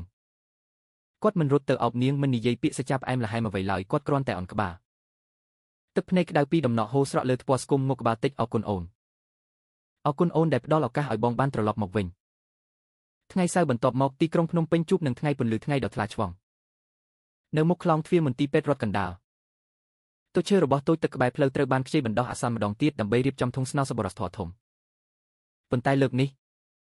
មនុស្សម្នាលែងឃើញម្ដាយវ័យចំណាស់ក្រីក្រដាលជាមួយកូនប្រុសដែលមានផ្ទៃមុខធ្ងន់ធ្ងរបារម្ភទៀតហើយកណ្ដាលជួមនុស្សតម្រង់ជួក្រីក្រមនុស្សម្នាឃើញគ្រួសារតូចមួយកំពុងមានញឹកចែកបាយប្រអប់សប្បុរសធម៌តារាស្លៀកពាក់អាវយឺតពណ៌ប្រភេទសាមញ្ញស្នាមញឹមរំភើបធម្មជាតិតែងតែមាននៅលើបូមាត់ពេលហុចបាយជូនមនុស្សលំបាកចិនហាជ្រុកក្បែរដៃរហ័សរហួនរៀបចំស្លាបព្រាជ័រជួនកាលសម្លឹងមើលស្វាមីចាស់ដោយកែវភ្នែកទន់ខ្លួនកក់ក្ដៅម៉ែផល្លាអង្គុយលើកៅអីចុះក្បែរនោះដែមខាងកាន់អាសេហាដែមខាងកាន់អភិសិទ្ធកូនតូចនៅពេលនេះមានសុខភាពល្អកំពុងតែកាន់នំតូចមួយញ៉ាំយ៉ាងឆ្ងាញ់ពេលអ៊ំរត់ម៉ូតូឌុបម្នាក់លំបាកទទួលប្រអប់បាយពីដៃតារាអនក្បាលអរគុណដោយសំឡេងញ័រតារាបានកាន់ដៃដ៏គ្រើមរបស់គាត់តិចនិយាយខ្សឹបបាទមិនអីទេបាទអ៊ំកាលពីមុនគ្រួសារខ្ញុំក៏ធ្លាប់ឆ្លងកាត់ព្យុះភ្លៀងដោយសារប្រអប់បាយបែបនេះដែរជូនពរអ៊ំមានសុខភាពល្អច្រើនបាទអ្នកនិទានរឿងជីវិតតែងតែនិយាយថាកម្ពុជានៃជីវិតមនុស្សម្នាក់មិនមែនជាពេលដែលបងឈរលើកម្ពុជាជោគជ័យមានទ្រព្យសម្បត្តិរាប់លានដុល្លារហើយសម្លឹងមើលមកក្រោមដោយភាពអំនួតរបស់អ្នកឈ្នះនោះឡើយកម្ពុជាពិតប្រាកដគឺពេលដែលបងហ៊ានឆ្លងកាត់ព្យុះភ្លៀងហ៊ានសម្លឹងមើលត្រង់កំហុសឆ្គងភាពរហែករហុយរបស់ខ្លួនដើម្បីកែខៃវាហើយរួចពេលងាកក្រោយមកវិញបងនៅតែឃើញមនុស្សដែលខ្លួនស្រឡាញ់នៅទីនោះបរិសុទ្ធសាមញ្ញ និងអត់អន់លុយកាក់អាចទិញបានការគោរពនៅខាងក្រៅសង្គមតែមានតែភាពស្មោះត្រង់ឈាមជ័រនិងទឹកចិត្តអត់អន់ប៉ុណ្ណោះដែលអាចដុតកម្ដៅភ្លើងកក់ក្ដៅនៅក្នុងផ្ទះក្រោយព្យុះភ្លៀងនៅពីក្រោយទ្វារដំណើរជីវិតនៅតែបន្តបោះជំហានកណ្ដាលទីក្រុងដ៏អ៊ូអែប៉ុន្តែនៅក្នុងជ្រុងតូចក្បែរផ្លូវនេះព្យុះភ្លៀងបានឈប់នៅពីក្រោយខ្នងរបស់ពួកគេពិតប្រាកដហើយបន្សល់ទុកតែលំហមេឃស្ងប់ស្ងាត់ត្រឡប់មកវិញ